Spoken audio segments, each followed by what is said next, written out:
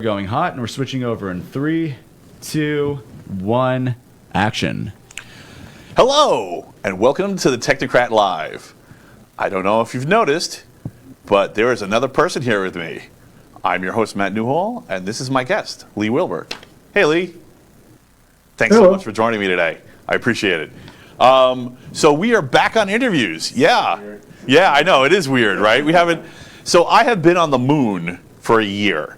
Like, Steve's been there with me, but Steve and I have been on the moon for a year. I have not interacted with any other human beings on the show. I've basically just been reading and interacting with people who are in the comments and asking questions and making points and stuff like that. So, but that can be done from the moon. So yeah, I've been on the moon. So yes, it's really great to have a guest again. I'm actually looking at Lee when I look at Lee. So we got the TV, the quantum, temporal, spatial anomalies are satisfied. So, I don't know. Did I do enough hands there? All right. So, please don't forget to like this video if you're enjoying it and you're having a good time listening to us chat about stuff, and share. And of course, we're just to make it clear. And what? React. And react. Oh yeah. Like react. Reactions are laugh. No, reactions are favored upon with Facebook over likes. Anger. So. Anger's fine. Anything that isn't a like is favored. You can do anger. No, So, let me talk about what we're going to be doing with the show, because this is the first show that we're doing interviews with for a while. We have done the recipe for the disaster. I'm dropping that for now in favor of interviews. Recipe for disaster was basically how to deal with the fact that the world had suddenly radically changed. So, yeah, I mean, building up a good bug out setup, how to cook for, things that maybe you didn't know how to cook from scratch, useful skills to have when basically you're stuck at home and maybe you don't have the resources you had a few weeks ago. So I'm not saying I'm not going to do it in the future. I think it was fun. I had a good time doing it, but I think guests are more important. I'd rather hear from people's perspectives. We are going to continue doing the Dystopia Report. So we will be still doing news. So if you look forward to the news, it's going to be exactly the same, except Lee is free to heckle at will, or hopefully heckling the news sources, but he might heckle me. Either way, I'm fine with it. So the Dystopia Report will continue. And with that said, let's get right into it. Let's get into the Dystopia Report. Dystopia Report. Dystopia. We're living in dystopia.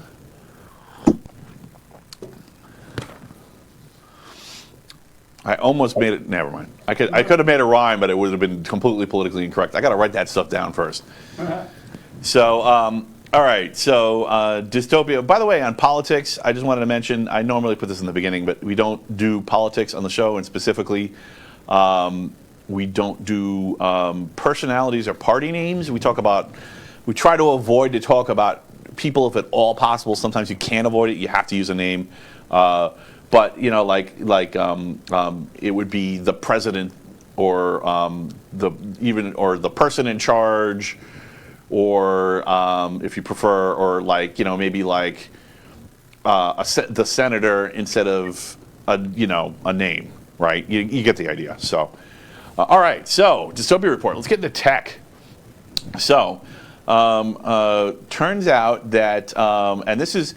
I wanted to say something about the Dystopia Report. The Dystopia Report has been brought to you in part by Lee Wilbur. Lee has been sending me links throughout the life of the show, and I really appreciate it. Pretty much every Dystopia Report, give or take, has had one link from Lee. So this one has a lot from him. So everything he sent me, I put in here because, of course, he's the guest, so he thinks it's interesting because he sent it to me. So you got all your links in this time. And this one is one of the Lee links. So the Lee links. It's got to be like a segment. The Lee links, Lee links. So it turns out that there has been a massive Chinese state-sponsored hacking marathon, and by a group nicknamed halfnium. And by the way, that's an element too, if you're curious. But yeah, they have apparently popped as many as 60,000 servers, and specifically what kind of servers are these? These are Exchange and OWA servers. So among some of the victims are the EU Banking Authority. So I assume that's, I think that's like the Fed, but in the EU. So wow, holy cow. Yeah, massive Chinese state-sponsored hacking. And hey, what's up, Jeff? We react to the comments, so. And it's good to see Jeff tuning in. Yeah, so I don't, this is pretty bad. I don't really know if there's any kind of OWI award potential in here. We do the OWI awards, by the way. Yeah, of course the OWIs are back. We have a guest. Oh yeah, so that's another thing I forgot to put in the top. So we have these awards called the OWI Awards, and we award them at the end of the Dystopia Report. And I let the guest pick who gets the OWI Award. So the OWI Award is Own Worst Enemy. So whoever in the news did the most self-inflicted damage, so is the one that gets that wins the Dystopia Report and wins the OWI Award. Does that mean that China takes the cake every week? No. It's different. I think my favorite was when the MTA got the put up a column on the platform that was the calling platform. It was actually a call. It was actually a call box to call the MTA to alert them to danger, and someone called the MTA to alert them that there was a strange package on the platform, and it was actually the call box. So the call box did the function of the call box because they didn't bother to unwrap it when they put it on the platform. So I thought that was probably my favorite. It's also fairly harmless, right? Because some of the OWI awards are actually pretty terrible because they're real damage. But so that's a good example of how the OWI awards work. So. All right, so yeah, I just thought that was interesting. Anything else on that, Lee? Because you know more about Exchange and how this went down. They scanned every IP on the internet because I deal with 4 clients, including myself, that's running Exchange server. Every one of them had log entries associated with this stuff. Fortunately, none of them, in my case, had anything stolen, as near as we can tell. But it's still scary to see the log entries. Mm-hmm. So was that just attempts, or was that actual logins? It looks like they were just poking to see if we were vulnerable. Yeah. And, I mean, I can't tell you how important it is to stay on top of this stuff. I had gotten a message in a user group that I'm part of about this whole thing and the patches that were coming out for it. So I was patching this thing probably about 4 or 5 hours after it was first publicized by Microsoft. And in some cases, I saw people who were taking 2 or 3 days because they hadn't heard about it yet. And with something like this and the way they were poking everybody, if you didn't do it when it happened, when it first got publicized, you were probably exposed seriously. Mm-hmm. Yeah, okay. Well, it's been my experience that, I don't know. I mean, I've never worked in cybersecurity, but I've been in the business as an admin before cybersecurity was really a thing. Well, it was still more of a novelty than the go-to place for security incidents.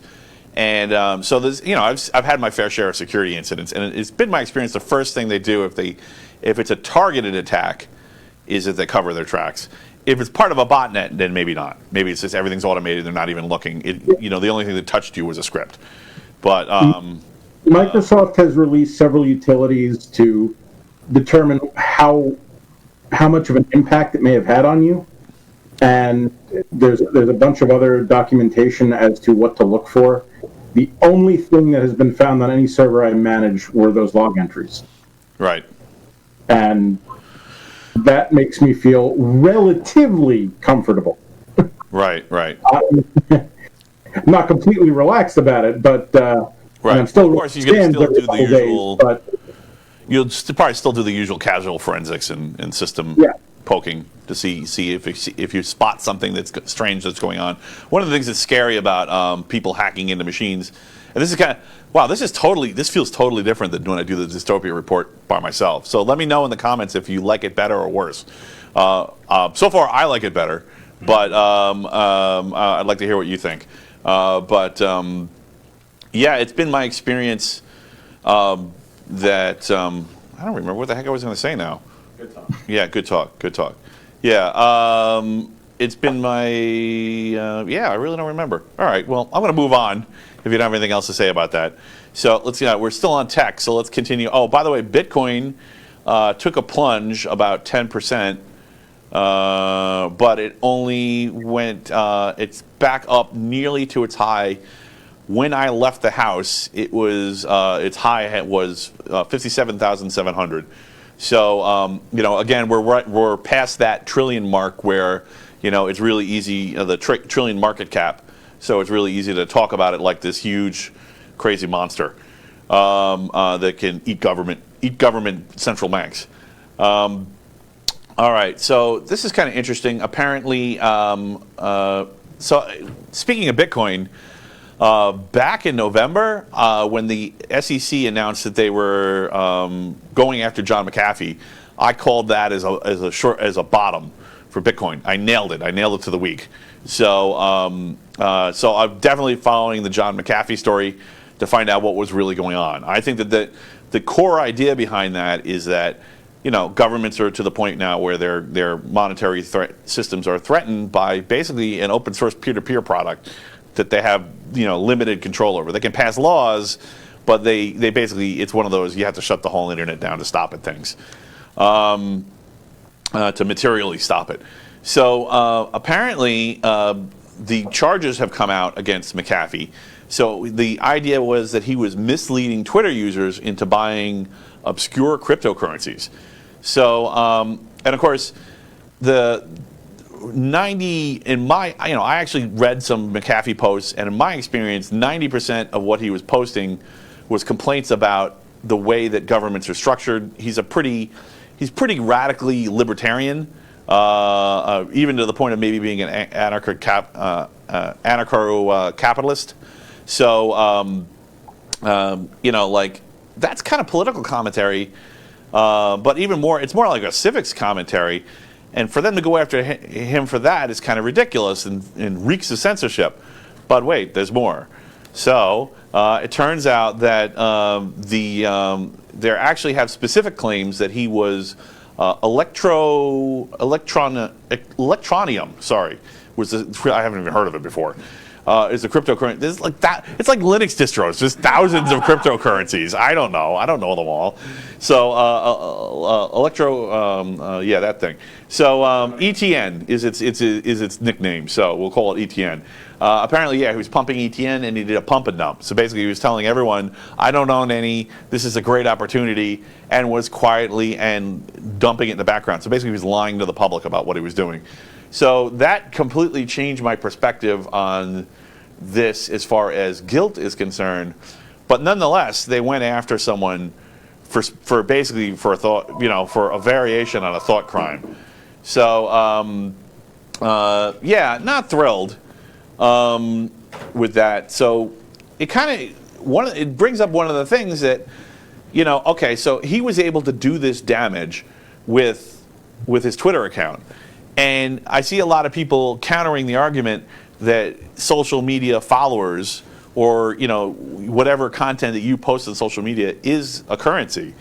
And I think this proves it, because he couldn't have done harm with his currency if it wasn't a currency. You know what I'm saying? There's real monetary value because there couldn't be harm if there wasn't. So, and then they wouldn't really have a case. So I just thought it was kind of an interesting point to prove that. Yeah, when you're deplatforming people, that you're doing real damage, not just to the person, but to the economy, to a larger economy, and it's very anti-market. I've been an advocate for replatforming. I have a whole thing up on a CivGene about it, where instead of you just send a hyperlink to somewhere else. Okay, you get a hyperlink. Go send all your followers over here. So yeah, sure, it's their platform, but it was your currency on their platform. Anyway, I thought that whole thing was kind of interesting. Lots of little ins and outs to talk about on that. Bank error in your favor. So actually, we were chatting about this at our Linux group 2 days ago. There's new news. So Citibank is, you heard about the $500 million that Citibank lost through a mistake because of a bad user interface. Turns out the banks are more hurt by this than they want to admit. So they want to be able to claw back. So they want to be able to claw back the payments if they've decided that they were made in error. Of course, this is terrible. They want to change. I quote, new legal terminology. The problem is, of course, they can claw back the currency by adding this into the system, but how does the client claw back the product, right? In this case, it was just it was a loan payment, so the money was the product, but it's not always going to be for loans. Sometimes it's going to be real products moving. How do you get the product back? We'll get to it. Not great to inspire confidence in the banking system, guys.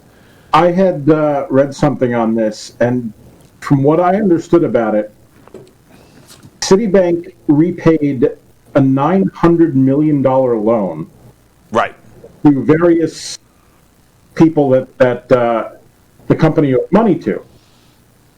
And when they realized that it was a mistake, they sent requests to all the companies saying, "Hey, can you give us the money back? We didn't mean to pay that off."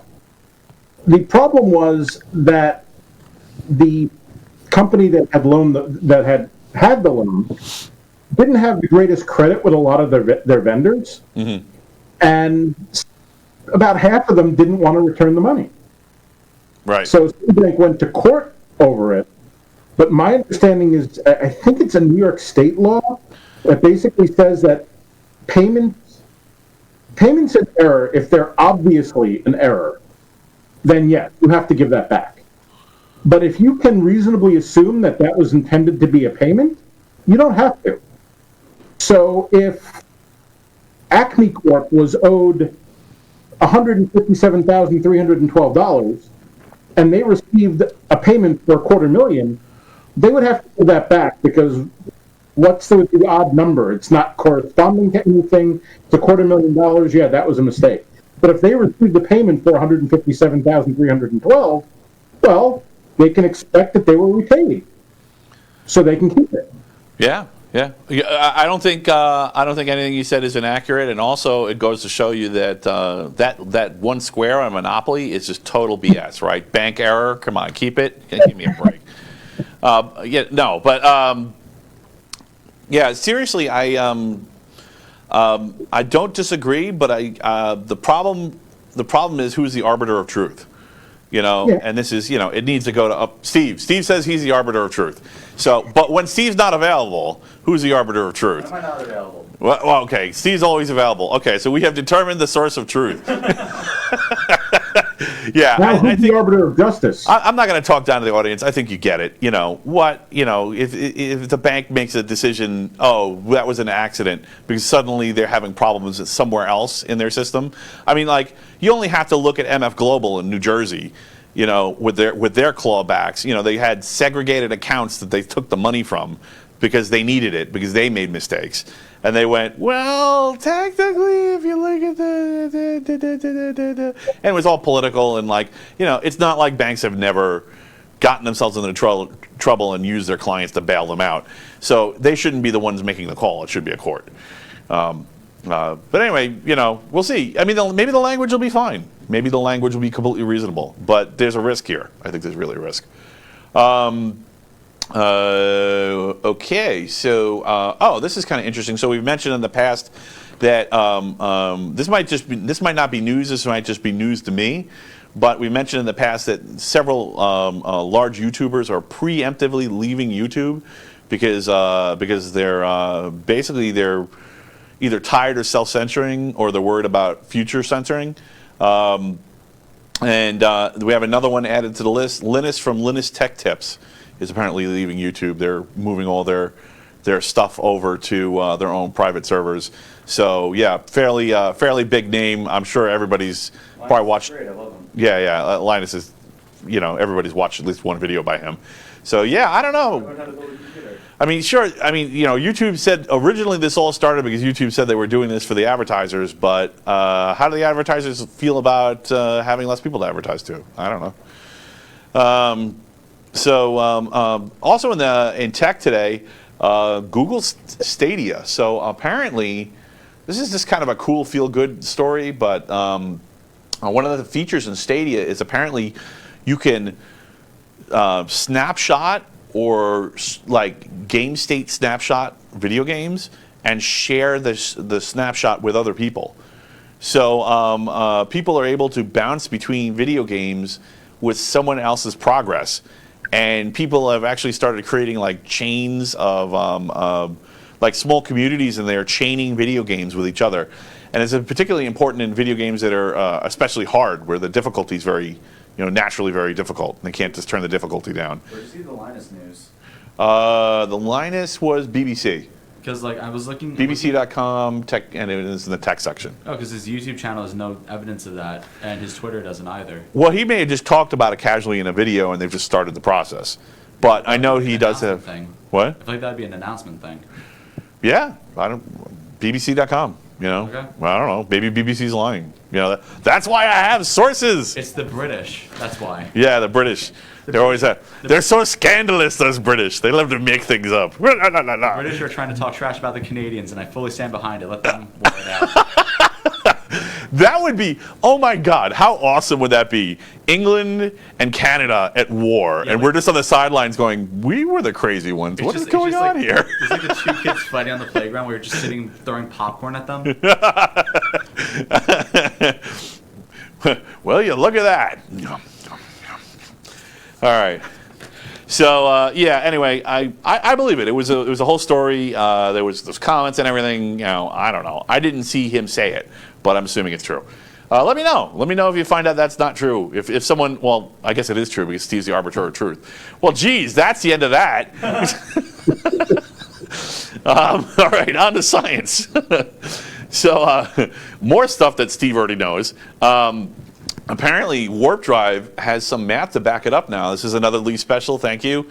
So a guy named Alexei, it took some digging in this story to find out the answers, but a guy named Alexei Bobrik, a guy, actually I don't even know if it's a guy, I guess it could be a girl, a Russian scientist, PhD,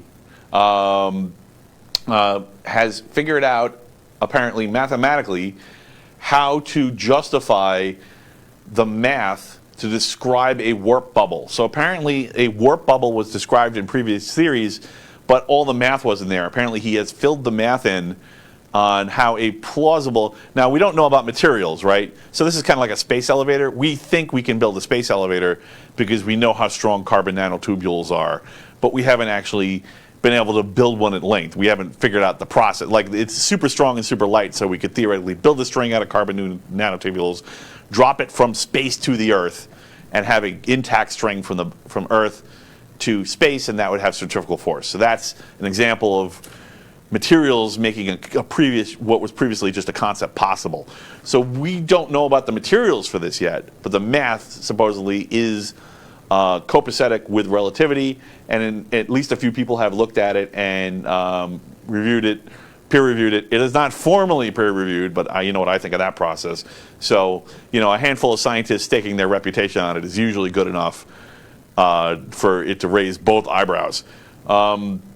So pretty awesome. Unfortunately, I didn't get a chance to dig deep enough into it where I feel that I really got it. I usually do with science stories, but this one I didn't because I was a little pressed for time. Do you have any more input on that, Lee? Is there something in particular that impressed you about it, or just the opportunity for getting the hell off this rock?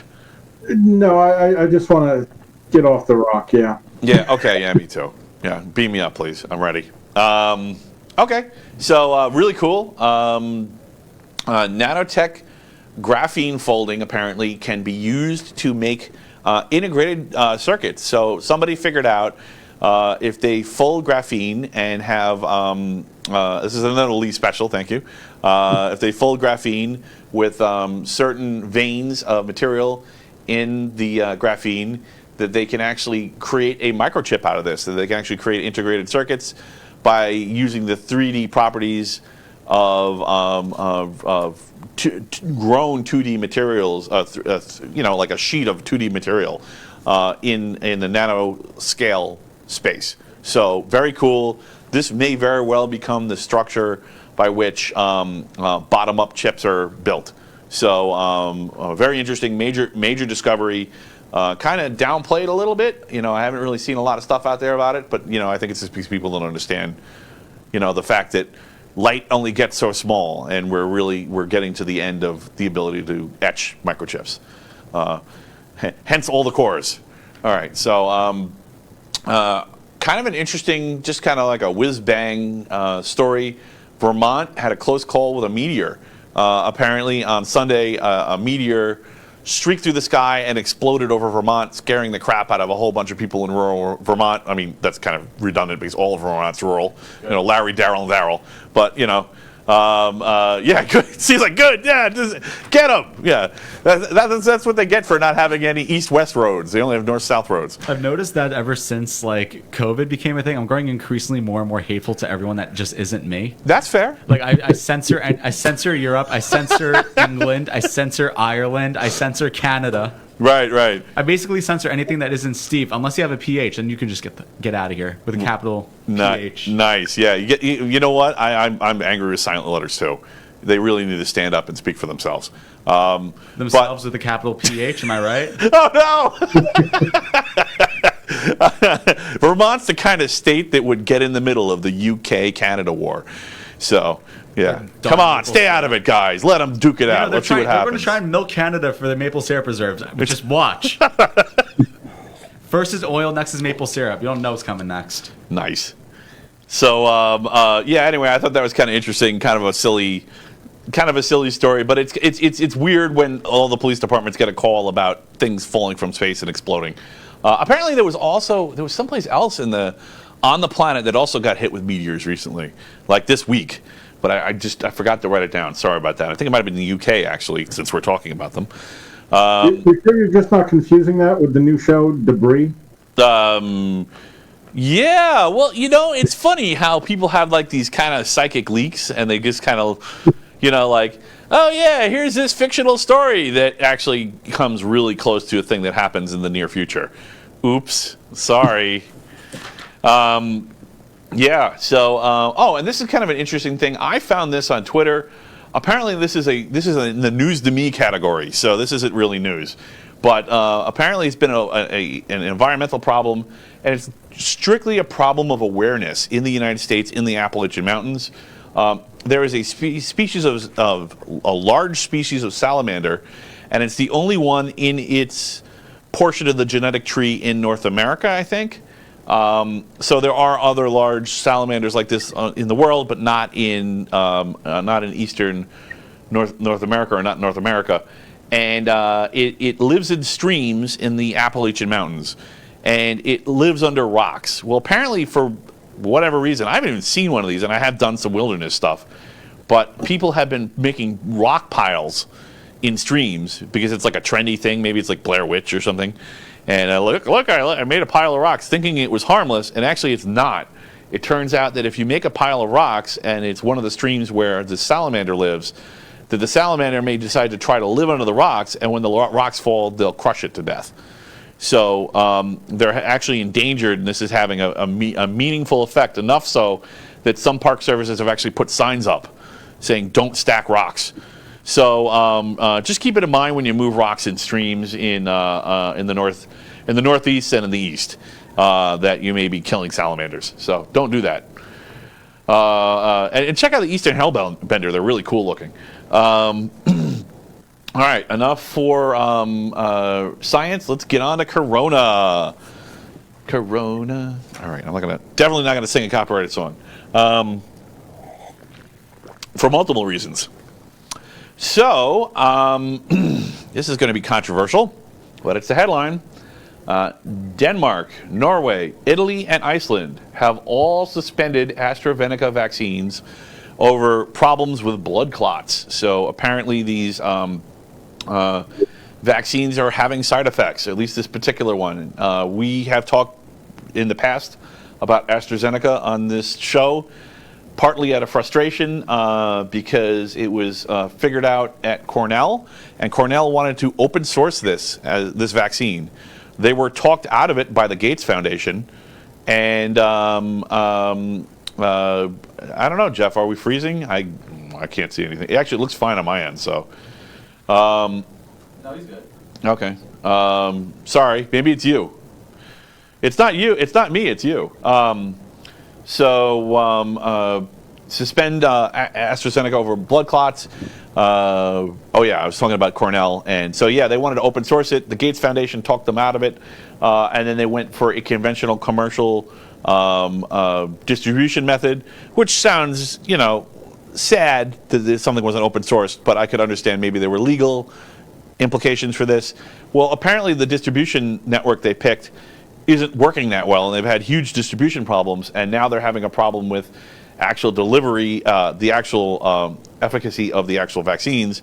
I don't know if it was the original design or if it was the distribution, but so AstraZeneca's got a long mixed history. AstraZeneca is not currently approved in the United States, but it is in a lot of other countries.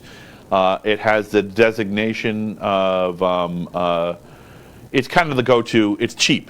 It's cheaper than some of the others. So it's inexpensive, I mean by that. So it's actually had, was it, I don't remember which countries it was, but yeah, it's definitely popular in other countries in the world.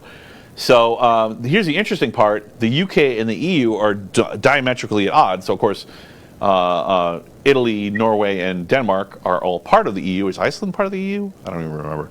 No, I don't think they are. I think it was discussed, but it never happened. So part of the EU is arguing with the EU, and specifically, at least in Denmark, it was the health minister that came out and said, yeah, we're not liking these numbers. So, it's not just political, it's actual some science mixing in there. So, what a mess. I don't know what to think about any of that, but I have been saying I have not taken a vaccine. I don't tend to take a vaccine, and no, I'm good. Not to individuals, so Brian just watched the stream. Oh, you watch it? Okay, cool. Yeah, it's okay. We could talk. I don't care. You can know that I'm not a magical god voice in the Wizard of Oz talking from behind a giant head talking from behind a curtain. This is actually like a studio and gear and. I'm a geek. I love this stuff. I actually love that we're doing this. This is so cool. And thanks for being part of it, Lee. Sure. So one of the things I've been worried about with vaccines specifically is that there's something called ADE, which was discussed in scientific literature before any of the vaccines in the street, but apparently was not tested for. And how do I know that? Because there wasn't enough time in the testing cycle for them to have tested for ADE. Which caused a lot of deaths in animals with RNA vaccines. So I've actually said that I'm going to hold out till May to see if anything starts popping up with vaccines. And sure enough, here we go with AstraZeneca having weird side effects. Now they're saying it's blood clots, not that, but we'll see. We'll see how this plays out. Pay attention, folks. So if you're worried about RNA vaccines, which I think you should be, because not only is it a new vaccine that was rushed to the tune of an order of magnitude faster, but it's a new kind of vaccine. RNA vaccines are basically gene therapy. There is actually a vaccine that looks like it's going to come up in May that is not gene therapy. It is a traditional vaccine where they take a dead virus and inject it into you, and your body's immune system actually creates a normal immune response to the dead virus. And that is the Novavax vaccine. This is a company, Novavax is a company out of Maryland. It is not currently approved in the United States. They're estimating it'll be May. It is in trials in the UK and in South Africa. So for right now, as of this week in March, who knows what'll happen next week, but that is my current target for June if nothing bad happens. Because I don't have to worry about all the testing that goes into a new kind of vaccine. So I am not anti-vax, I am pro-science. So just to be clear. And science is more complicated than just slogans. And also that might keep you alive. So kind of in the middle between these two stories, and it's actually physically in the middle, Italy apparently is going to produce the Russian vaccine. So I don't know how unoriginal do you have to be, but the Russians have a vaccine that they call Sputnik 5, really, right? Or Sputnik V. So I don't know. Maybe that means something else in Russian. I assume it's 5. So they have an Italian factory that's going to produce it. It is a Russian vaccine. Part of the thinking is that way, because it's being manufactured in the EU, that EU regulations will automatically be covered. and they'll be good to go. They basically said if they can't get it approved by, I think they said they're going to be ready to start cranking vaccines out by July, that they'll just start shipping them to places that do approve them from Italy. So, yeah, what a tangled web we weave. I don't know anything about the safeness of the Russian vaccine. I haven't found something that satisfied my understanding of it. I assume it's another RNA vaccine, but I don't even know. So I'll try to make it a point of looking it up and talking about that next week. Okay, that was that one. Oh, okay, so here's one which is kind of gross and makes me not have a lot of confidence in anything. So N95 masks are still hard to get a year later. So we're still having supply problems with N95 masks. When does it become urgent, guys? When is this important? When does the United States say, okay, we need a company to make this locally? When do we take control of our own destiny with this? China is always going to prioritize themselves first. We would too. If we were making them, if we were the main supplier of N95 masks to the world, we would make masks for ourselves first. What is happening here? This is like just completely brain dead. So this is Ars Technica, but basically Ars Technica is saying the same thing I am. Like, what the fuck is going on here? Come on, why? It doesn't. I understand if you can't get 3M to do it. I get it if you can't get Moldex to do it. Get a company to do it. Pick one. So yeah, not great. The last one finally is CDC, as of Tuesday, is now saying that vaccinated people no longer need to wear masks. So this is kind of interesting because, of course, there's been a huge political fight about people. I was pro 1 month long. What was that? We made money for ourselves and don't use it first. Yay! We made money. All right. Yeah, that's capitalism. Yeah, more like vulture capitalism. So the CDC is saying that vaccinated people don't need to wear masks. Of course, we have a huge fight about lockdowns and masks. I probably will continue to wear a mask in public for at least the short term. I can see I still have it here. I think we're still legally required to, although it's coming out now that in New York, where we are, apparently it was always an executive order and never had any legal standing. But I don't know how the hell that works, because apparently I swear I remember seeing stories about people being arrested for trying to go into stores without masks. So what? I don't even know. It's freaking chaos. So yay, chaos, dystopia. So that's it for the Dystopia Report. Oh yeah, 38 minutes. That's pretty good. yeah, it's a typical Dystopia Report, and with great commentary from Lee. So. Well, it depends. I mean, if he was, I sent him the links. So maybe if the guest or Lee was in person, that it would be like he wouldn't have been able to look this stuff up. He's sitting in front of a computer, so he could look this stuff up to make sure that these stories actually exist, right? So, but if he wasn't, then maybe he'd be like, I don't think that's true, or then we get, blah, blah, blah, blah, blah. But it's kind of like there's less opportunity for controversy because the internet smooths things out. All the information is smooth. Jeff says vaccinated people can still get and spread the virus. They're just more likely not to know they have it. The CDC says, we hate you, Jeff. We don't think that's true. So, but apparently some politicians agree with you, but also some local health departments don't agree with you. I don't fucking know.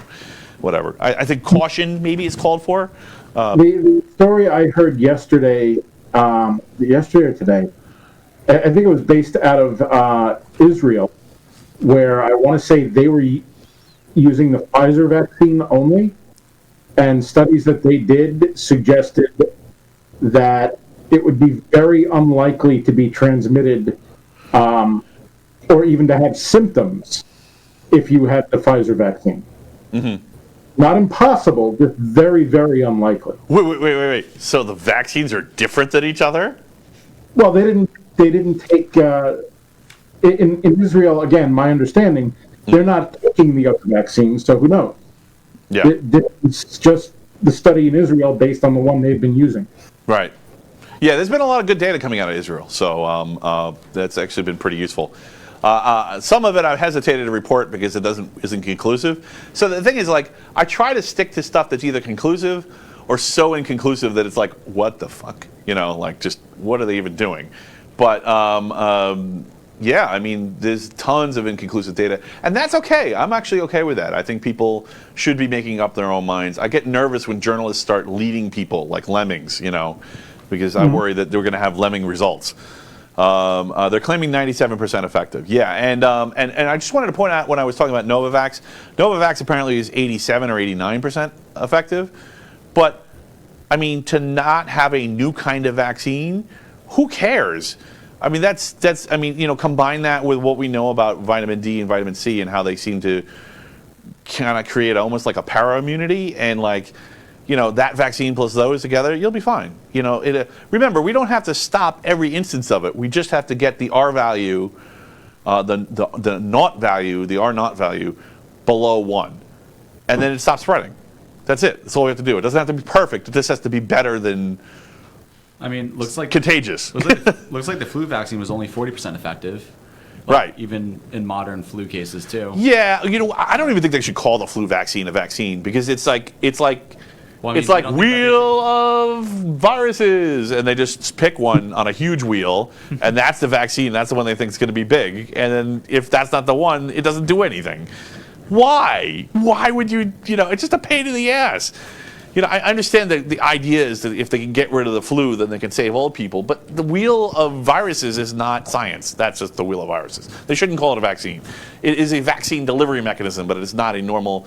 It is not normal vaccine efficacy. It isn't like polio, where you get the vaccine and then you can get it. Well, you know, well, the chickenpox vaccine looks like it's 82% effective, again, according to the CDC. well, you see that this is what exactly this is what the thing is, and chickenpox is going away quickly. Yeah, So it's 100% effective against the severe strains, but like just average strains is 82% effective. this is what people don't realize about, you know, about diseases, is that the vaccines aren't completely effective. You just have to get it to the point where it stops spreading, and then the disease goes away. You know, and that's what's scary about anti-vaxxers. But holy cow, great comments coming in. Works for me. My work on Earth is not done yet. Okay, good. Yes, I'm not going out without a fight. Makers are making crazy money on the flu wheel. Yeah, it's just a money-making racket. I really think so. And I really like. If MMR vaccines were a person, I would hug them. Even in this climate, I put a mask on first, but you know, it's just like, you know, it would. I love those vaccines, but I think we're abusing the word flu, we're abusing the word vaccine, and it ends up taking away from things we know work. You know, it makes them less valuable. I don't know, whatever. Sorry, so that's it for the Dystopia Report. Yay! Hey, Lee, I just wanted to say thank you so much for coming on. I really wanted to have you as my first guest. You have been hugely supportive of the show. You have had marketing ideas. You have been sending me links for Dystopia Report. You sent me guests. You watched the show. And I have an announcement that I wanted to say for now.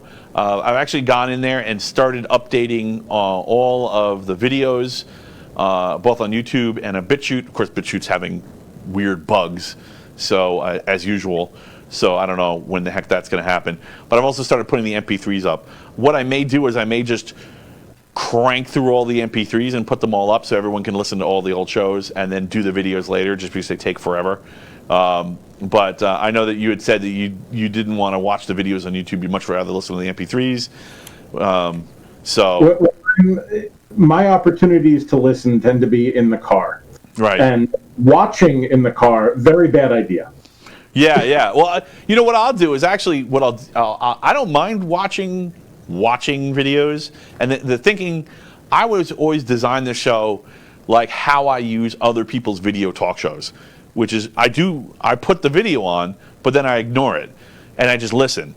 Right, so I literally might be doing something in the garage, and I'll put the phone down and I'll listen to it, and then if they say, "Oh, look at this crazy monkey," you know, "Oh, this kitten is really cute," and then I'll pick it up, look at the kitten, put it back down, and go back to what I'm doing, you know. So there's only an 87% chance that I'm not going to crash. You know. Well, no, I don't look while I'm driving. That's crazy. But that. 86 too. Yeah, yeah. Oh, yeah. There you go. Well, maybe it's a 95% chance. We'll have to see what the manufacturer recommends. So anyway, thanks so much for supporting the show. I really appreciate it, and it's actually gone pretty well. I'm really happy with. I love doing the interviews. I feel like I'm out of touch. I don't know what's going on. Like I said, I've been on the moon. We've all been on the moon. Yeah. Right. I mean, how you been holding up? How's it been going with you? Generally good. I mean, how's Corona affected you? I mean, you're home, right? You're not here, so there's that. I'm doing a lot of work from home, and initially there was a huge burst of work, and I had some weird stuff happen this year. I hadn't put in more than maybe 2 new servers in, say, 3 years. Right. And at one point this past year, I put 5 in a month. Wow. And that was like this summer during Corona. Like, why is suddenly everybody's like, why are now people doing physical installs? That is a good question. Talk about a K recovery from this, and many of my clients have been on the upside of things. Right.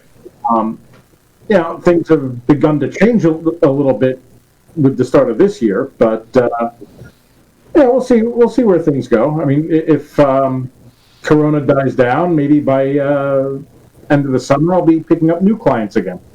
Right. So interesting. So your clients aren't the business has slowed a little, but your clients are switching to more of a physical presence.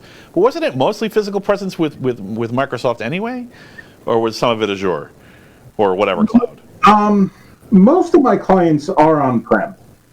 Mm-hmm. They like the idea. I kind of like the idea of having the control of things. Right. The cloud is great, and there are certain circumstances where it makes a lot of sense. I still don't believe it should be the only toolbox. Yeah. And there are some folks who I know of who absolutely swear by it, and I completely disagree in terms of putting everyone possible on it. It doesn't make sense to me. When you do the math, a lot of times it's more expensive to switch to the cloud than it is to stay on-prem. Yeah. So what you're saying is it's the market and the price adjusts depending on supply and demand. Not only that, once you get into it, Amazon, Microsoft, the way they price things, they want you to put stuff there. Mm-hmm. And they don't want you to take it out. Right. You put your data into the cloud and you decide you want it back, you're going to pay a lot of money to download that data again. Right. So I completely agree, and that was always the exit tax was always one of my complaints about it. And one of the things I had warned people about is, and this is what I thought was going to happen. I was wrong. I was right about the risk, but I was wrong for the reason, which is weird, right? That sounds like a typical conscience rationalization thing, right? So and of course people were calling me out on my rationalization, but the impulse. The instinct was right. Not the instinct, the insight was right. So there was this whole thing, there was this whole political kerfuffle at the end of the year. And for people who don't know, there is actually an alternative to Twitter out there called Parler that bills themselves as this conservative, I can't believe you haven't heard about Parler. It's basically conservative Twitter. Is it back yet? It's back. So servers? yeah, they I don't know where they are, but they're not. I don't think they're on Amazon. They stopped suing Amazon, and now they're suing them again. But the main thing is, the point that I was making for this conversation is that Amazon pulled them because they felt like it. They said, "We don't like you," whoop, and just pulled them. And I've been warning people that this could happen, and they said that's impossible, and they were wrong. Amazon had total discretion over it, and it isn't like a slam dunk. It's not like it went to court and 2 weeks later there's an injunction. So yeah, if you think you're a badass and you're going to take on Amazon, you're not. You're going to get your ass kicked. So you better have a backup strategy, and it can't involve taking your data off of Amazon really quickly because you can't. you know, like you can pay them the exit tax and have them mail you your hard drives, but if that is if you had hard drives, and that's still not going to help you with all your configuration. It's only going to get your data back. So yeah, there's a lot of risk there. Yeah, I completely agree with you. That was kind of a side thing, but I completely agree with you about the hybrid model. You know, that like, or even going local. My servers are local because I control them. You know, I'm my own reboot monkey. I don't have to decide. The reboot monkey can't be mad at me. As much of a nightmare as the halfnium thing has been, on the other hand, you know, we have control over it.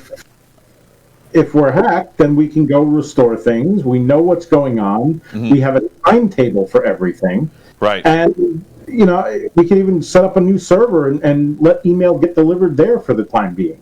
Right. But, you know, if Office 365 goes down or Gmail goes down, you don't know. You know that they're working on it. You know they don't want to be down. Mm-hmm. But are you going to be down for an hour? You're going to be down for a day? You know, what's it going to be? Right. Yeah, you don't have well, you know, this is one of my arguments. This was one of my arguments from you know, and I had this in meetings with people, and of course I always lost because usually by the time it got to me, some big boss had gone buzzword hungry, and you know, and that was driving the whole thing.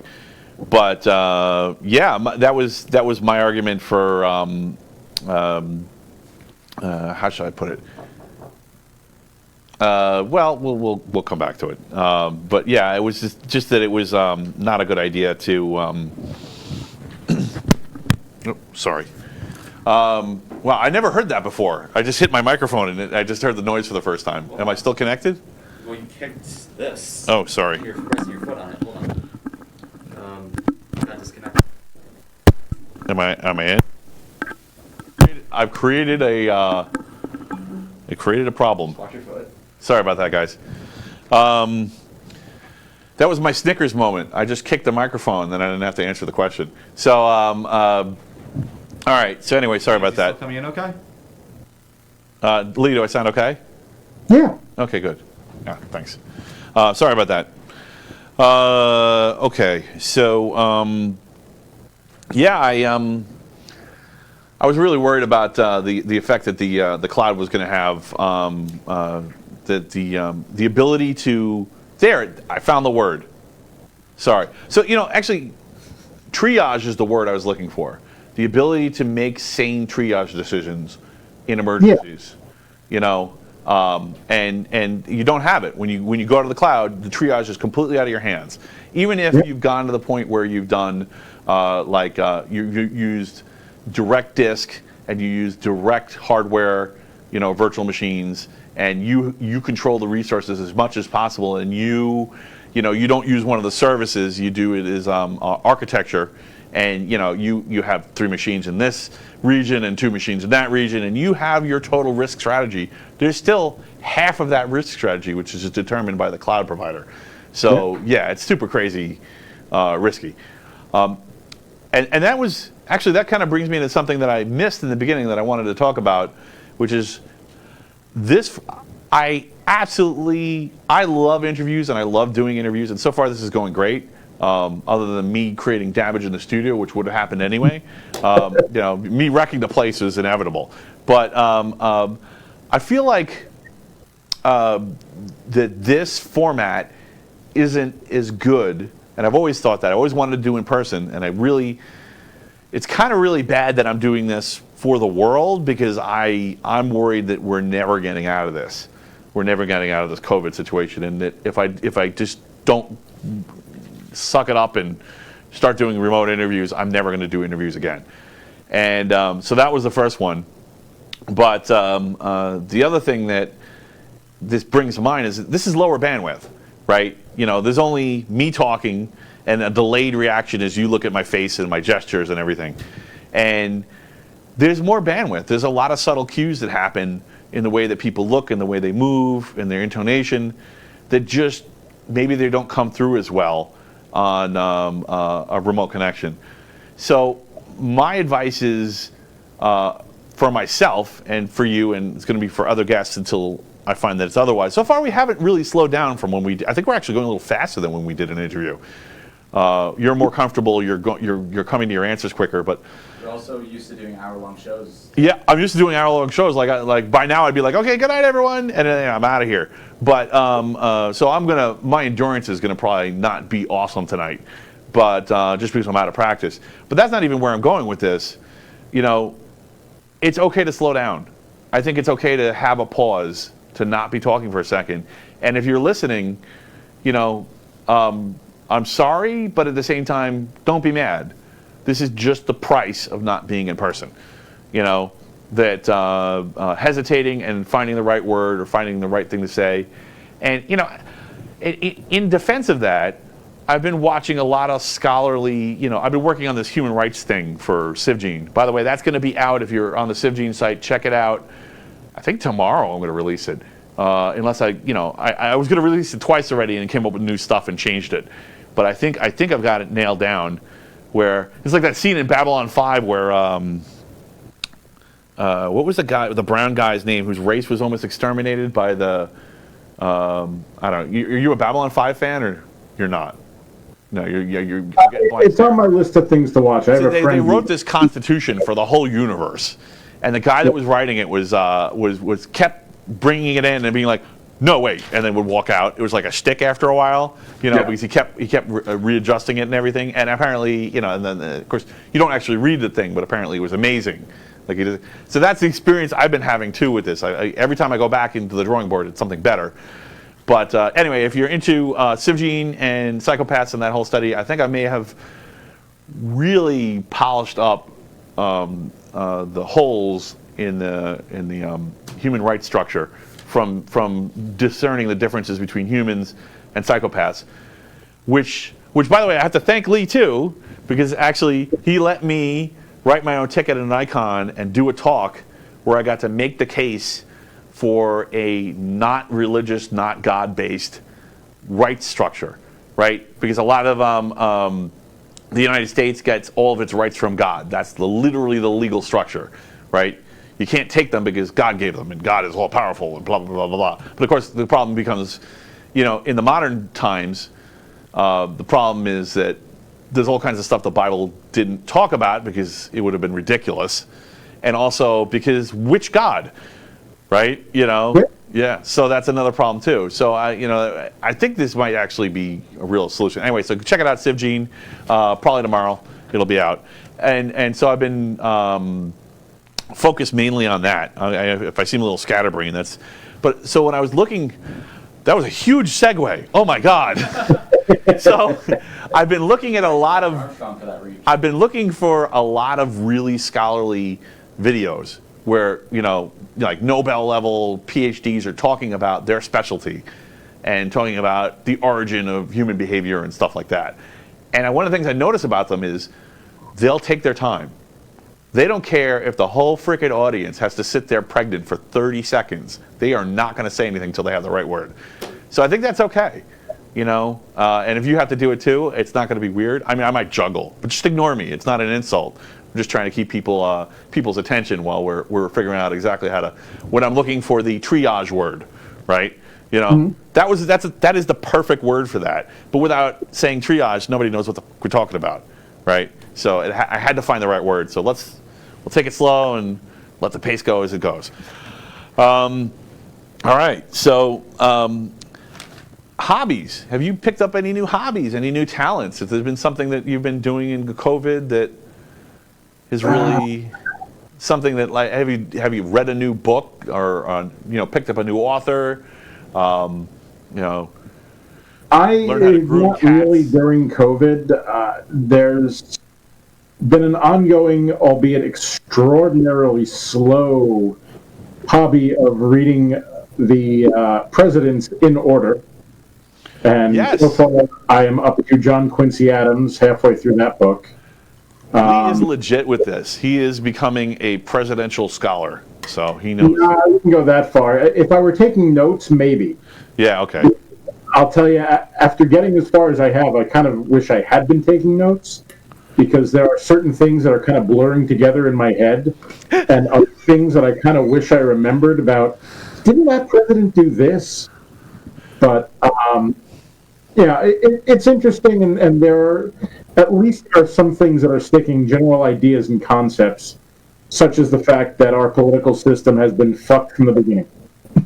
Yeah, it definitely has been screwed up, and ordinary people who didn't give a crap just a few years ago are at each other's throats now, and it's worrying. You know, I'm worried about our social fabric. Yeah, so. But you know what? For all the chaos and craziness going on now with QAnon and Trump and I did a bit of QAnon. So. You know, just all that stuff put together, you think it's horrible. It's never been like this. And I mean, to the extent that they didn't have Twitter back then, no, it's never been like this. But what weaponized addiction information? At the same time, there were newspapers and other people just screaming and shouting various things that were untrue and horrible about other people. And one of the things that I actually like about John Quincy Adams, it sounds like he was like elected 125 to 150 years before he should have been. Nice. Because he had these grand plans for how the nation should be run and done, and back in the 1820s, no one liked that. Right. Everybody wanted to be states, and my state is my state, and you can have your state. Right. And people were painfully individualists then, destructively even. And he was also interesting because in one case, apparently he was never into campaigning for being president or really any other office. He felt if people want me, they can vote for me. Mm-hmm. Otherwise, I'm not doing this. Right. And, he ended up going into Congress after he left his one term as president. Yeah, a lot of the best leaders don't want to be leaders, or they just become leaders by accident, by circumstance. They're not. It's not that they're not power hungry. They're not after it. They're not 6 years old going, I'm going to be president one day. Yeah. Because what the do they know about that? If you're that intent on it, you're just setting yourself up to like be in a spot where you can't, you're trying to achieve a goal that helps you, but maybe not other people. It might help other people. I'm not saying that kind of early motivation and direction can't possibly be congruent with morality, but it's risk. I've kind of come to the conclusion that generally speaking, with certain exceptions, mm-hmm. everybody who gets into politics, I think they get into politics because they really do want to help people. Yeah. The problem is, within a term, maybe two, it's grown into a bit of a power thing. Mm-hmm. And, look what I can do and who I can meet and just, right. It goes nuts to them. And now it's no longer about the people. Lobbyist dinners later. What? 10,000 lobbyist dinners later. Yeah. Yeah. And yeah, I think the majority of people who go into politics are like that. I agree with that to that degree, but I don't think there are some people who psychopaths are real, man. It's real science. I know it annoys people because this is one of the problems that I've had in general with the modern left, and I love the modern left because I think the modern left is where currency lives. I think that's where justice lives. I think that's where friendship lives. But they've also had a lot of problems where, how should I put this? Wait for the 30-second pause for me to find the right word. Zumba. That's not the right word. That's just a random word. That doesn't help. Great. Now what have you done to my brain? But I think I'm really worried that they have this idea that all of that everybody is the same behavior set as part of their dogma. And that's really destructive in two ways. One, because it's just not science. You know, science is just, we know that's not true. We know there are people who have genetic problems that affect their behavior and they never fix them their whole life. And even if there is now that may change. There may be a genetic therapy or drug or a behavioral system that actually improves them permanently. But right now that's not real. That's just fantasy land. And the problem is that their political spectrum is built on that. And yeah, I mean, some of the people who go into office, I think, they're just looking to fuck the public. Do you want to start a conspiracy theory right now? Yeah, sure, go for it. I don't trust anyone who can't make a good conspiracy theory. So, you know, fair warning. mRNA vaccines are really going to be doing. What was that? That's what the mRNA vaccines are really going to be doing. What are they going to really be doing? Oh, fixing. Oh, okay, I see what you're doing there. So they're trying to fix psychopathy with the mRNA vaccines. Yes, that's the hidden agenda. That would be freaking awesome. Just to be clear, I don't actually think that. No, but that totally fits the facts, though. Well, you know, but you see. What have I done? No, I don't think that's the case either. Partly because I think the psychopaths don't think there's anything wrong with them. Yeah. You know, I think that they think they're fine, and they are fine. Look, psychopaths aren't bad. The problem is a lot of people hear psychopath, and they want to just and they want to kill them. They want to start a witch hunt. Let's burn the witch, you know. And I don't blame the psychopaths at all for being afraid of people doing that, you know. But at the same time, I think that they are. I mean, like the example I give, one of my favorite examples is a surgeon. A psychopath would make an excellent surgeon, you know. If they're intelligent, if they're highly intelligent, you know, and they're watched, right? You know, they're everything they do is reviewed by other doctors. They're fine. You know, they're going to be good at it. They're not going to be bothered when the patient's an inch from death. They're going to make sane decisions about saving them because it's not going to affect them emotionally. You know, I would be completely losing my marbles if I had someone's heart in my hand. You know, it would just bother me. You know, I'm not squeamish with blood, but there's a limit. You know, yeah. You know, horror movies are fun because they're horrifying. You know, if they weren't horrifying, they wouldn't be fun. You know, so yeah, I mean, they have a role. I just don't. The role shouldn't be, you know, the source of ethics for society. You know, and I think that happens in politics. There, I got that thought out of my head. Yeah, squeeze it like Play-Doh. You know, we can change people's beliefs with mRNA vaccines. If my worst fears are correct, and mRNA vaccines turn out to be dangerous, we are going to change a lot of beliefs. People, I mean, imagine how bad it would be if people who blindly trusted science and the government were punished for it in that kind of a way, where even 1% of them died from it. Holy crap, that would just change everything socially. You know, people would, you know, so, I mean, I don't want that to happen, but I've been warning people from the beginning that could happen, and I think that's a real risk. So yeah, it might change people's beliefs, but not genetically. It's gonna change people's beliefs when there's side effects, and I understand why. You know, coronavirus. We've never had a cure for any coronavirus, and we haven't even really seriously been doing anything with it until Yesterday. 2000. Yeah, no, not yesterday. Yeah, right. Until this year, like, you know. But we have, you know, it was just MERS and SARS, and that's it. And before MERS and SARS, there were no coronavirus diseases except for the cold, right? The coronavirus has always been a target of bioweapon research.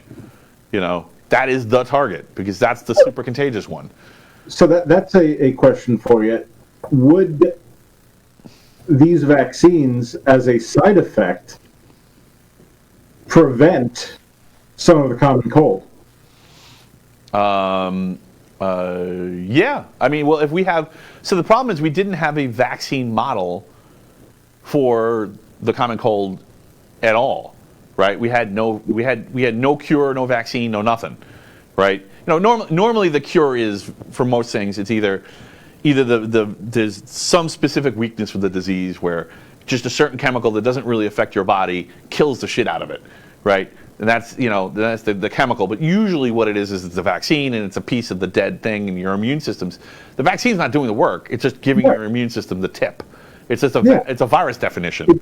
It's basically training your immune system. Right. But that's not necessarily what the mRNA vaccines are doing. They're doing something different. They're treating us more like bacteria, right, where they're actually modifying our actual genome.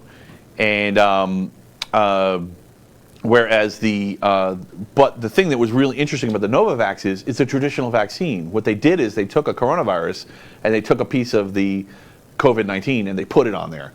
So, we know that system works. I mean, our body forgets about coronaviruses. That may be a re-vaccine every.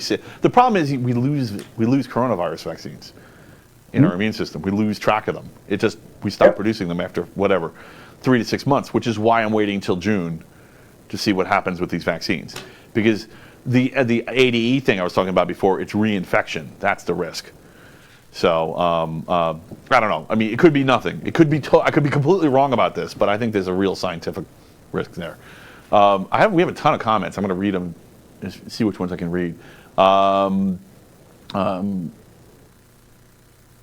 Already happened to Tuskegee Airmen. Yeah, I think I read something about that. Sorry, go ahead, Lee. Do you know anything about this, or? No. I was just trying to pronounce it better. Right. Yeah, I think he. I think I read something about that, but I was like, this doesn't quite make the cut. The sample size is too small, right? It isn't science if it's small enough to be anecdotal. So I was like, there are definitely. I know I read a story that maybe this is what he's talking about. I read a story that some people in the military are being forced to vax, and they're quitting. Like if they have the option to quit, they're actually quitting rather than do it because they don't want to. They don't feel comfortable with it. And there's definitely, there's definitely people who are refusing. So I don't know.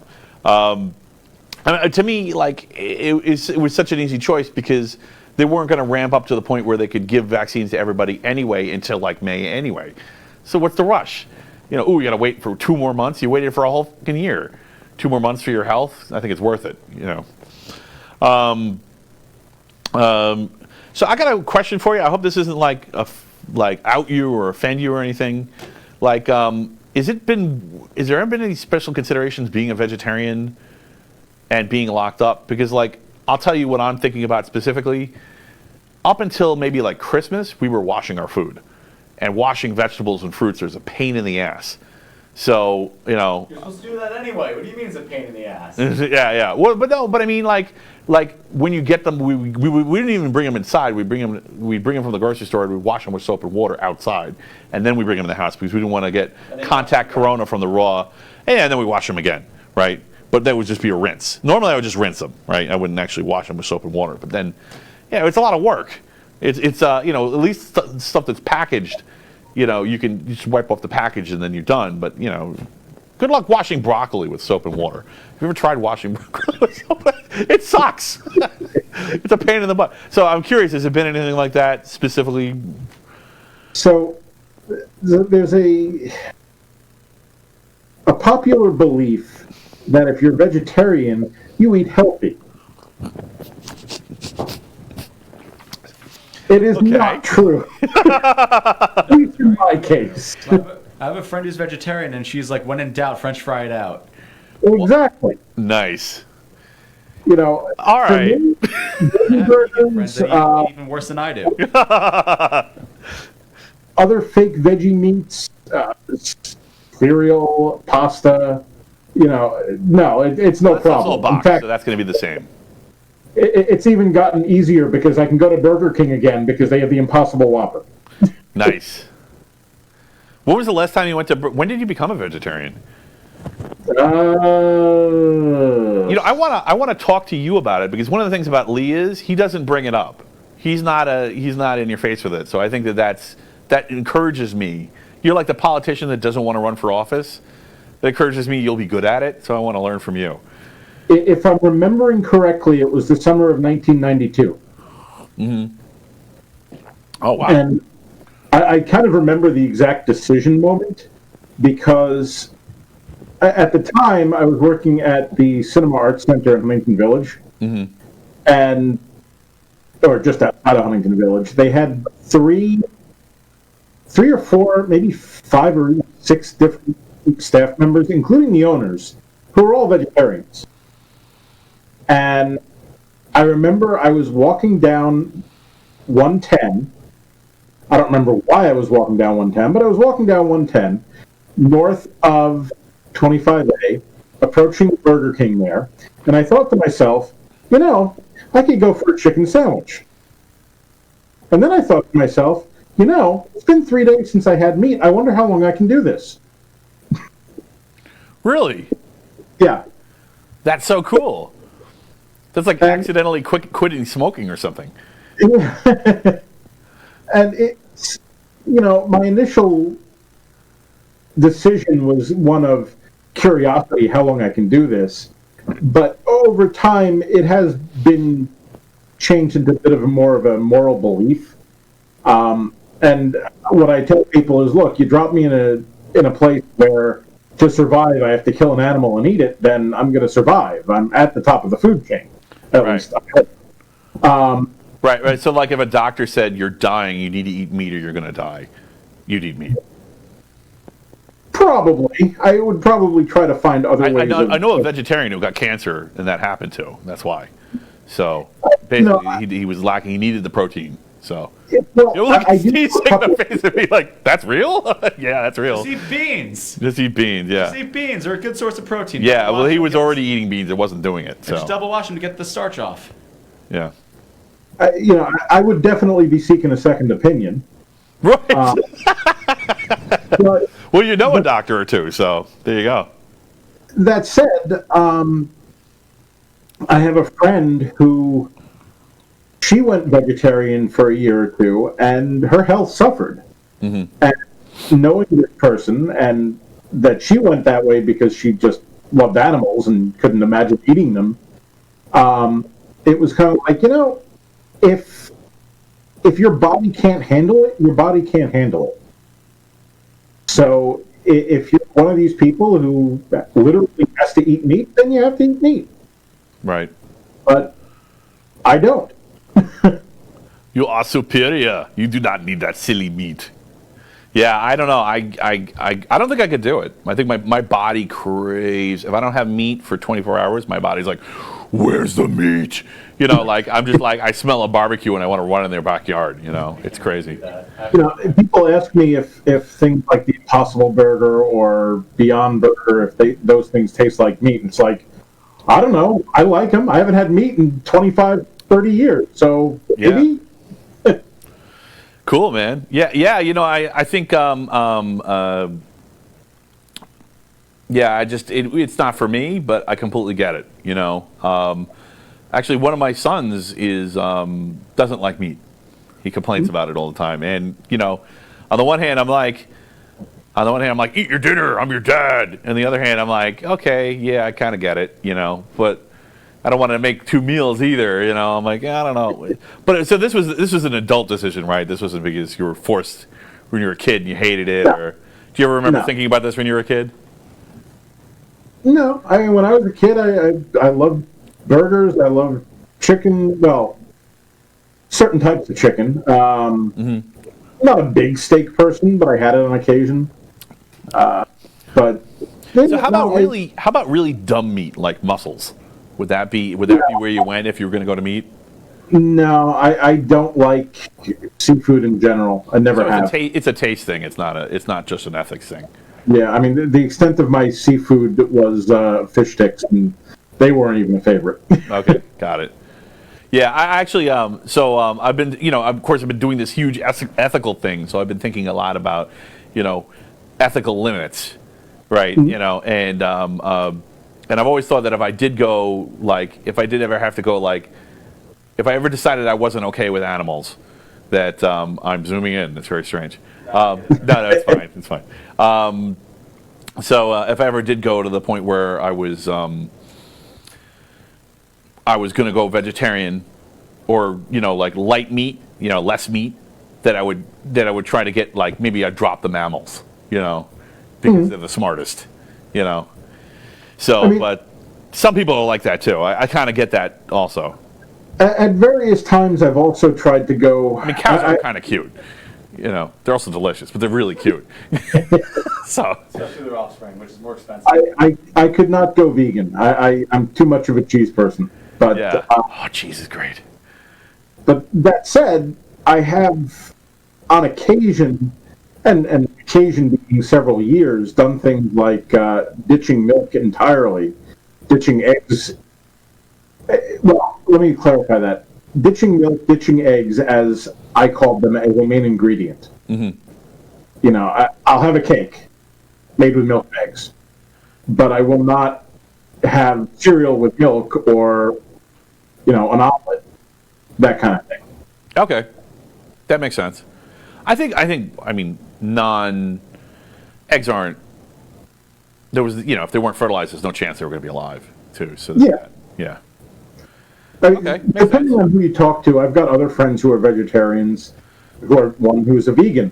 So if you were like reading the ingredients and something that you thought was vegetarian and found out there was meat in there, you wouldn't be like, ah, no. You'd just be like, nah, okay, I won't eat that again. Yeah, pretty much, and I've done that to people. Yeah. You know one of them. One of our former colleagues, I'll leave the last name out, Derek. Yeah. Also a vegetarian, and I remember, like I said, not healthy. Used to love the Hostess cupcakes, Twinkies, things like that. You read the ingredients; they're made with vegetable and or animal shortening. Why does it have to be and or? And or. Yeah. Whatever crap was around, we just threw it in there. Exactly, and because of that, I don't have them anymore. That's how you know it's junk food when one of the ingredients is whatever crap we found around. Yeah. All right, cool. That was kind of interesting. That went completely different than I thought it was going to go. So that was awesome. I like talking to you about that.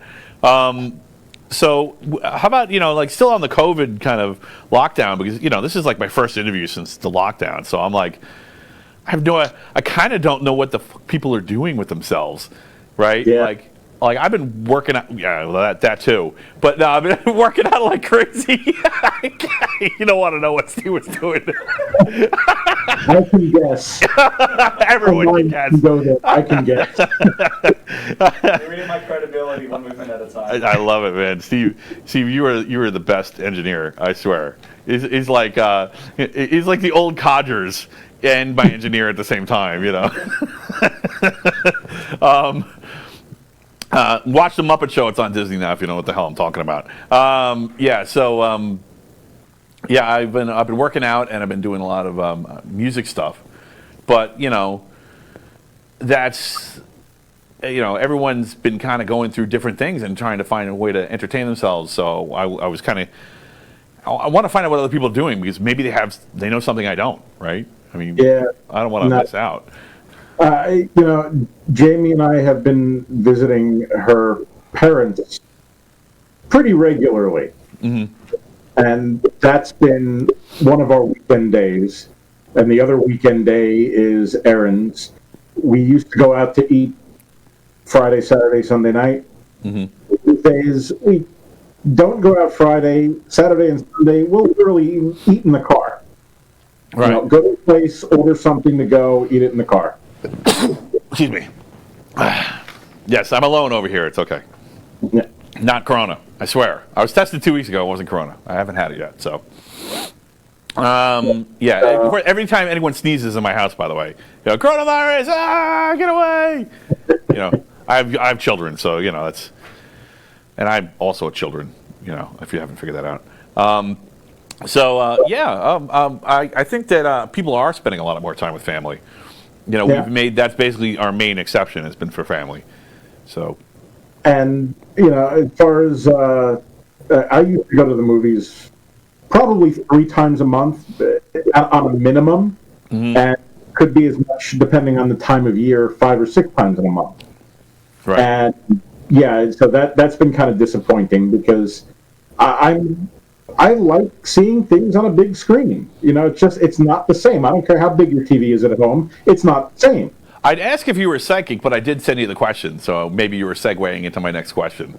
But yeah, that was one of the things I wanted to know about is, do you miss the movies, or, I mean, what do you miss the most? Do you miss movies? Do you miss cons? I know you're like super involved with cons, so I imagine that probably will win. Or do you miss new TV shows or new movies? What do you miss the most? I was never really big into cons, just the one that I helped run in Icon.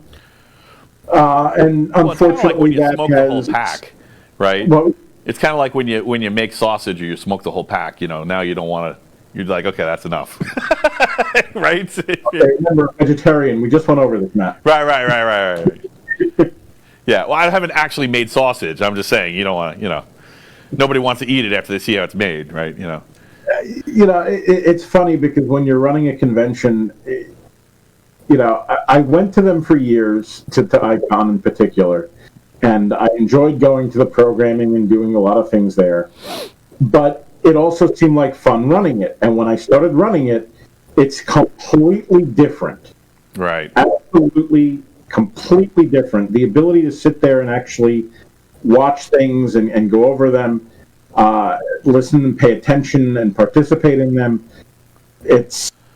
you rarely get to do that. Most of the time you're running between rooms, going to find people, doing things to prepare for the next event. Right. You're not enjoying the product, you're creating the product. Exactly. Yeah, well, even watching these interviews is completely different than being in them. Yeah. I mean, my brain's going a million miles an hour right now trying to, figure out, like, what is the audience thinking? What are you thinking? What am I thinking? What am I thinking? I don't even know. What does my sheet say?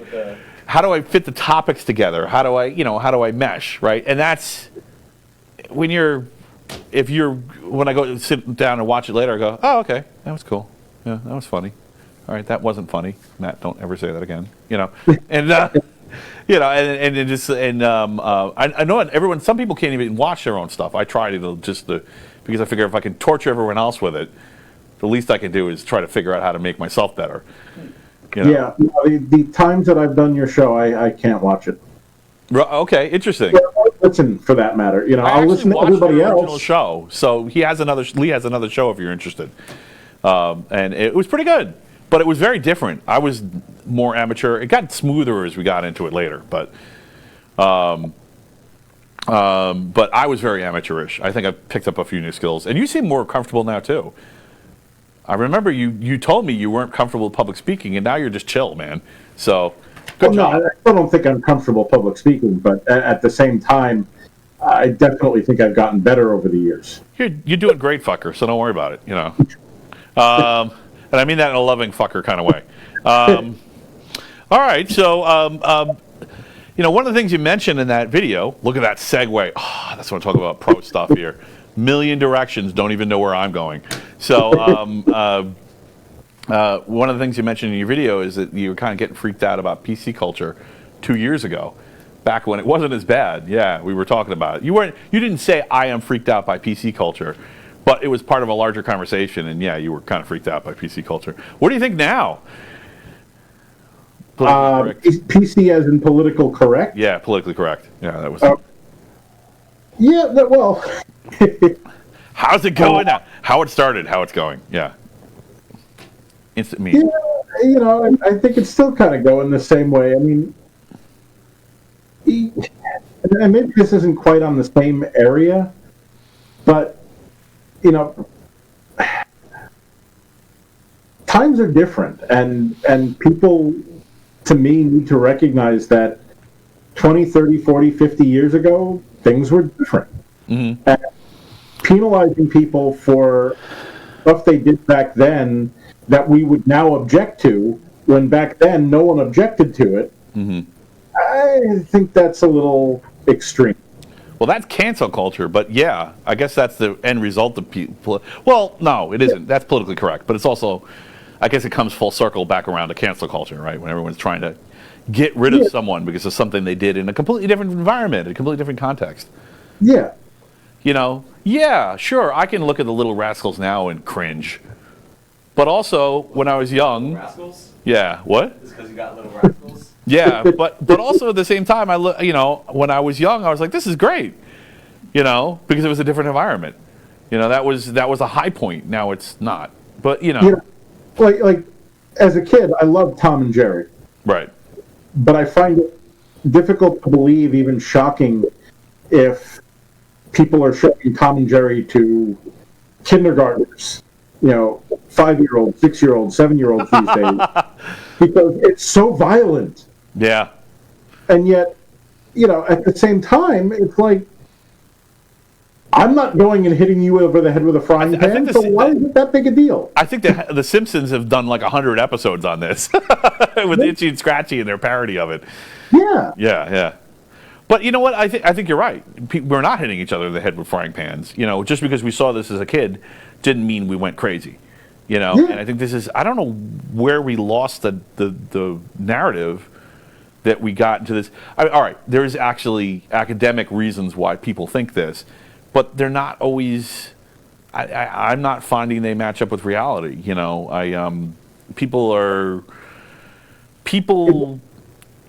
don't become programmed just because you see violence. Sometimes when you see violence, it's actually, so I'm very much for free speech.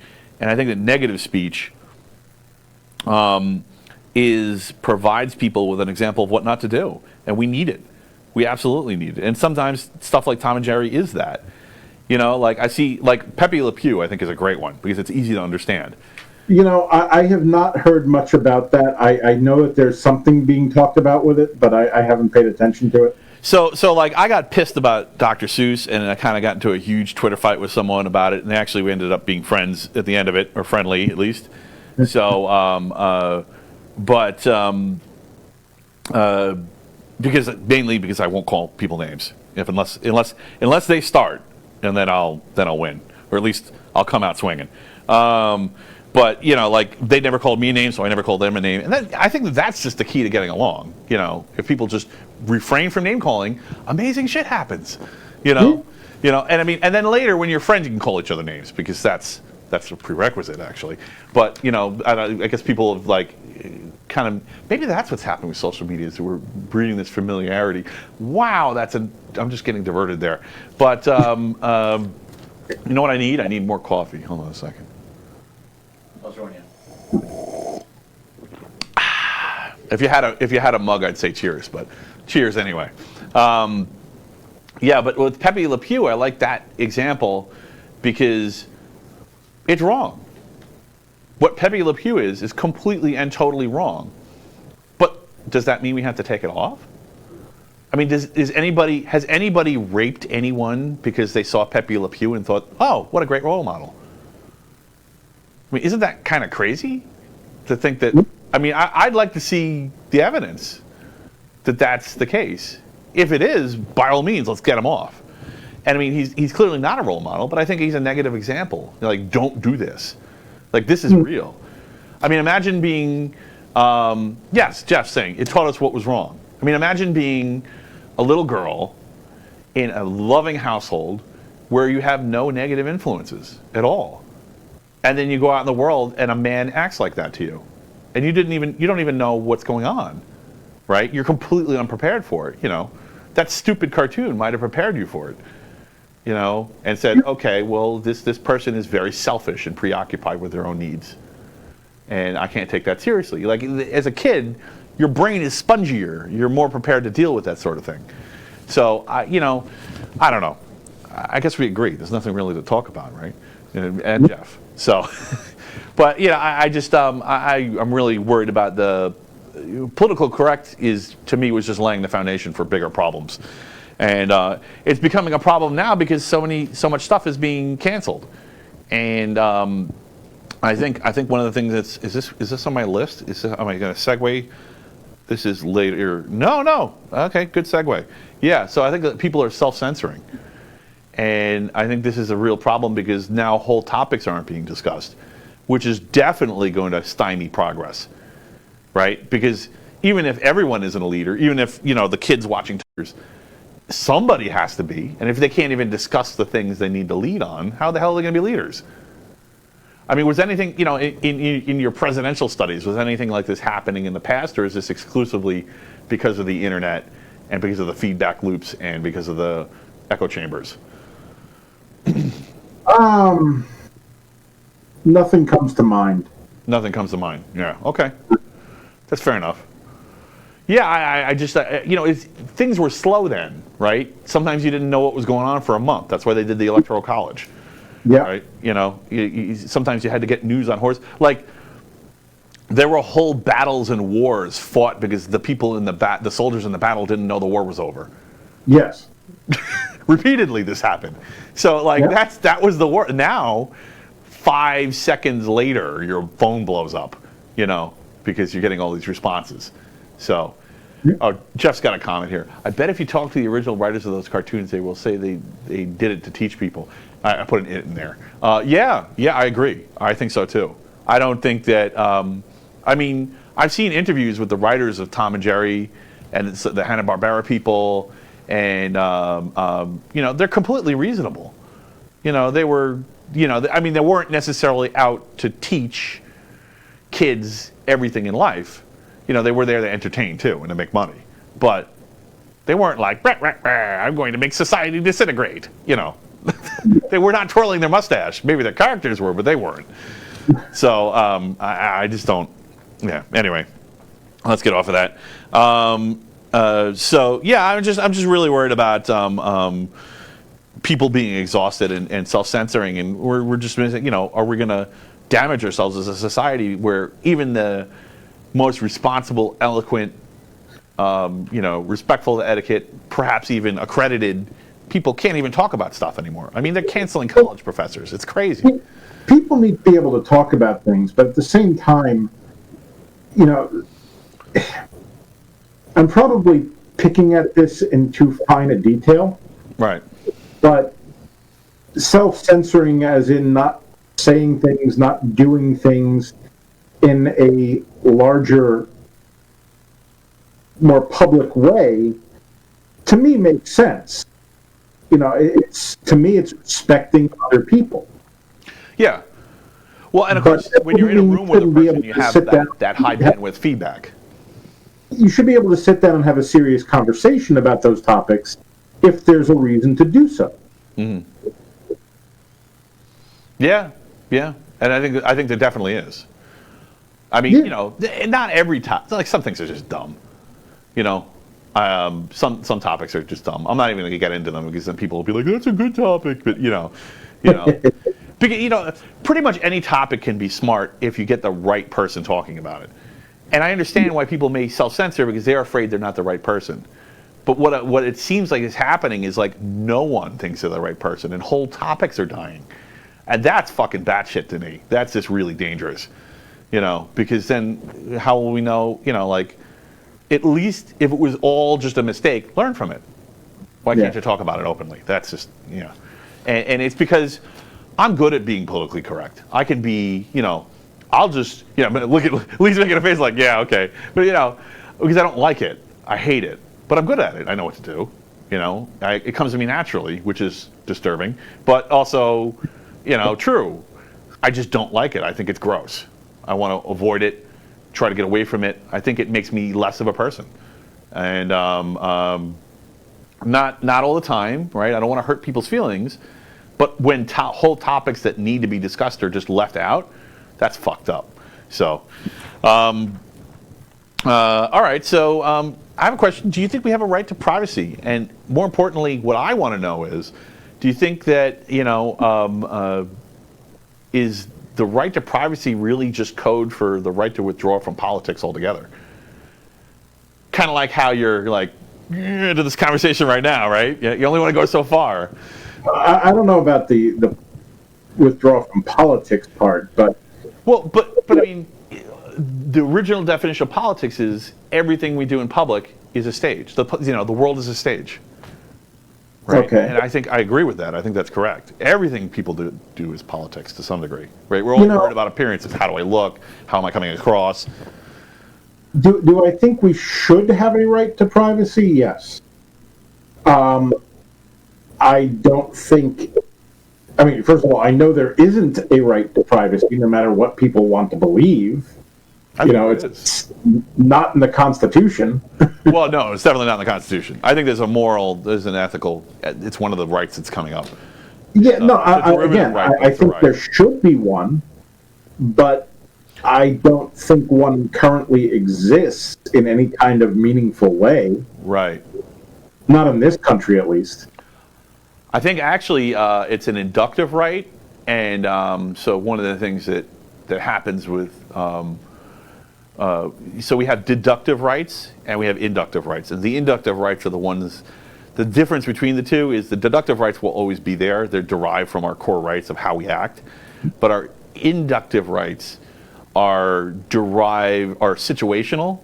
So, in other words, only because the social factors that affect us do we have that right as a way to defend ourselves against those social factors. And that's what made me think, oh, I see what's going on. Privacy is really a right to not politic. Right? Because if you live in a glass house, you're always sharing your appearance with everybody, right? Imagine if there were cameras in your house and anybody could watch you at any time. Everything you do, you let one rip and the world knows about it, right? It's the Truman Show, Yeah, so I think most people don't want to. At least they just need a break. It's exhausting to constantly self-censoring. You are always these days. You're always being watched. Whether now being watched and actively being watched, kind of like two different things. If you've got an Amazon Alexa or a Google Home Assistant or whatever, you're being watched. Mm-hmm. But there's not somebody in a room somewhere who's actively listening to you. Maybe randomly that's not true for one or two people. So you say. Continue. The sound that goes on is being listened to. Mm. And if something catches a search engine's ear, it can be brought to somebody's attention. Mm-hmm. And if you have somebody who is not obeying the perceived rules that you shouldn't be just popping in and listening to random people, then yeah, you could be spied upon. Mm-hmm. And with the countless ways that these things have security flaws, you could be seen like the camera hack that was talked about a couple days ago. Which one was that? There's been so many, dude. The Internet of Things is just a patchwork of nightmare. I would have to dig it up, but that's fine. I'm not going to ask you to cite it. Come on, just tell me what it's about. Some major cloud-based security camera company just hacked.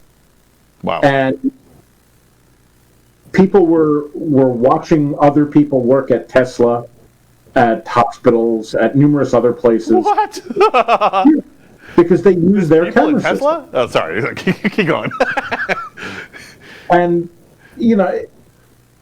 so with all the cameras everywhere, you're being seen.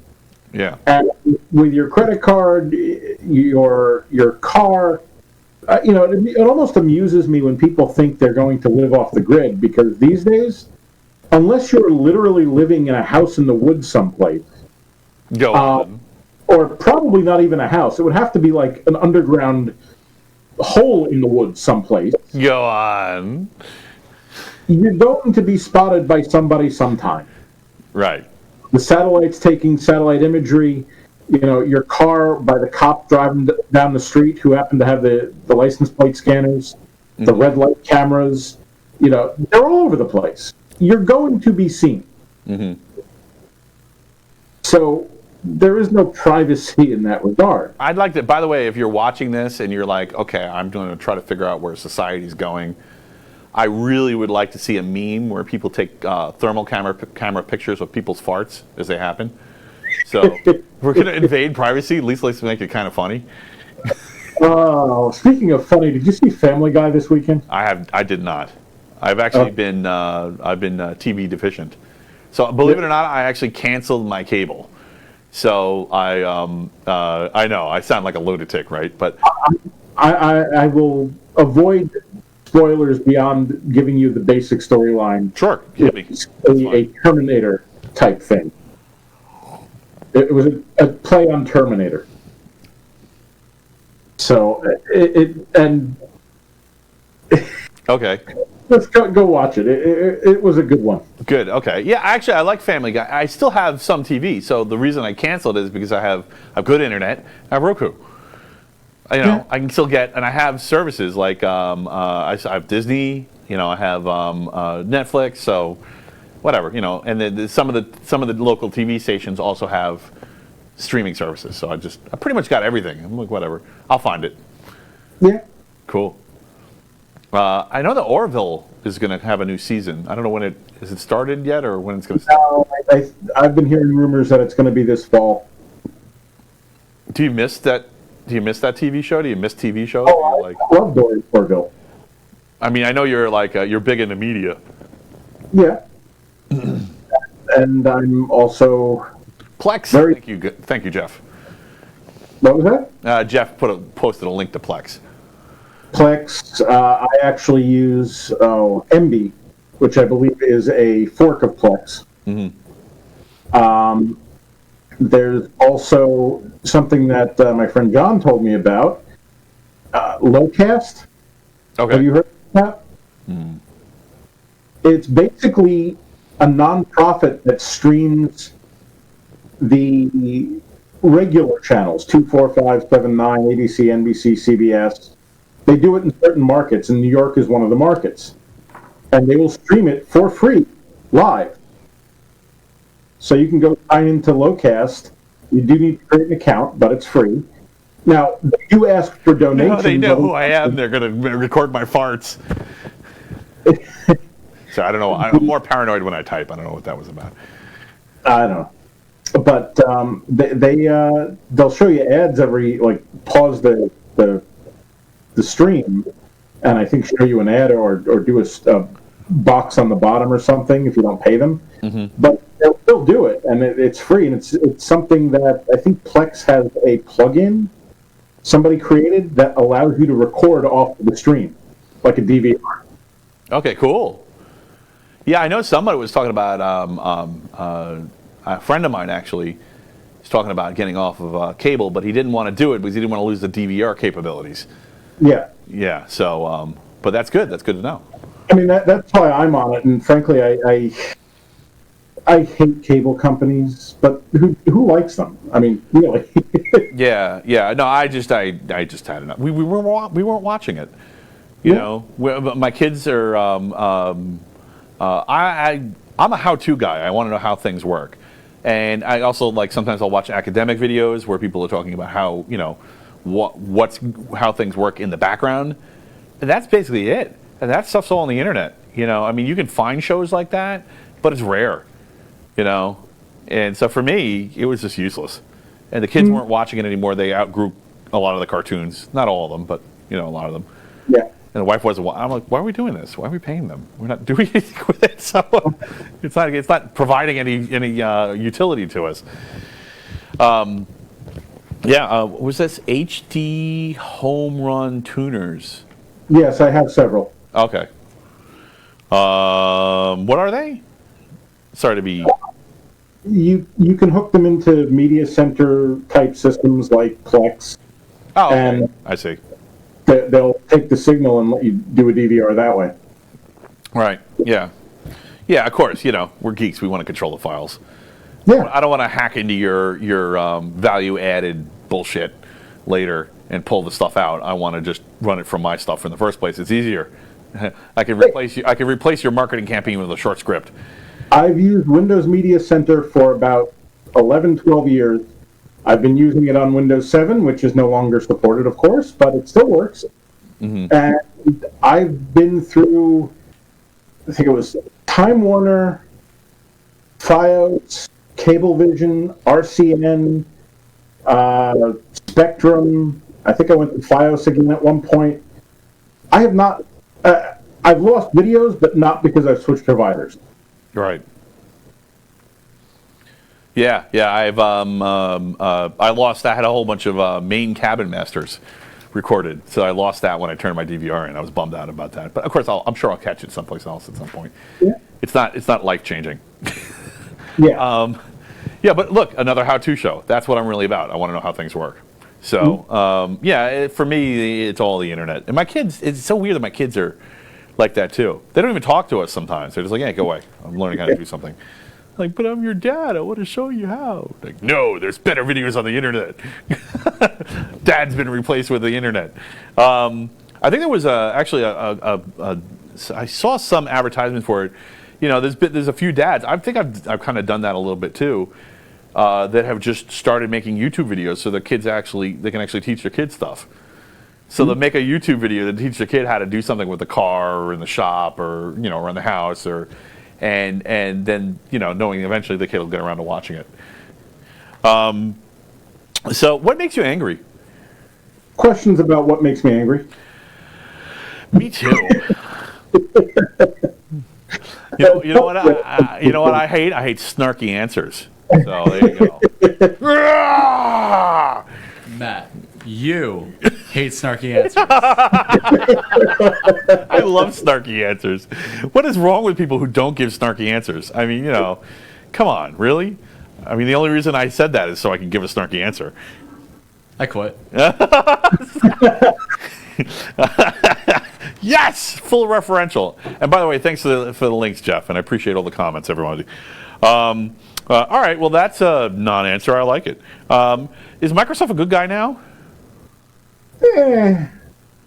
They shocked me over the last, like, about a year ago and back.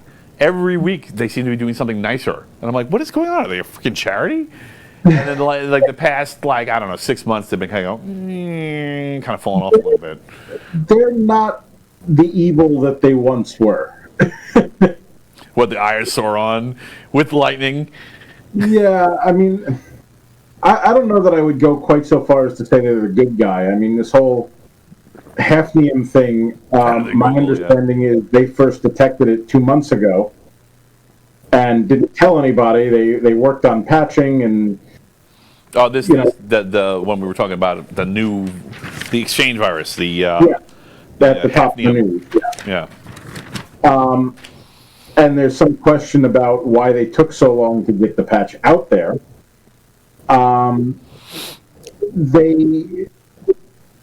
They still cancel things that people I know, and myself included, think were really good products.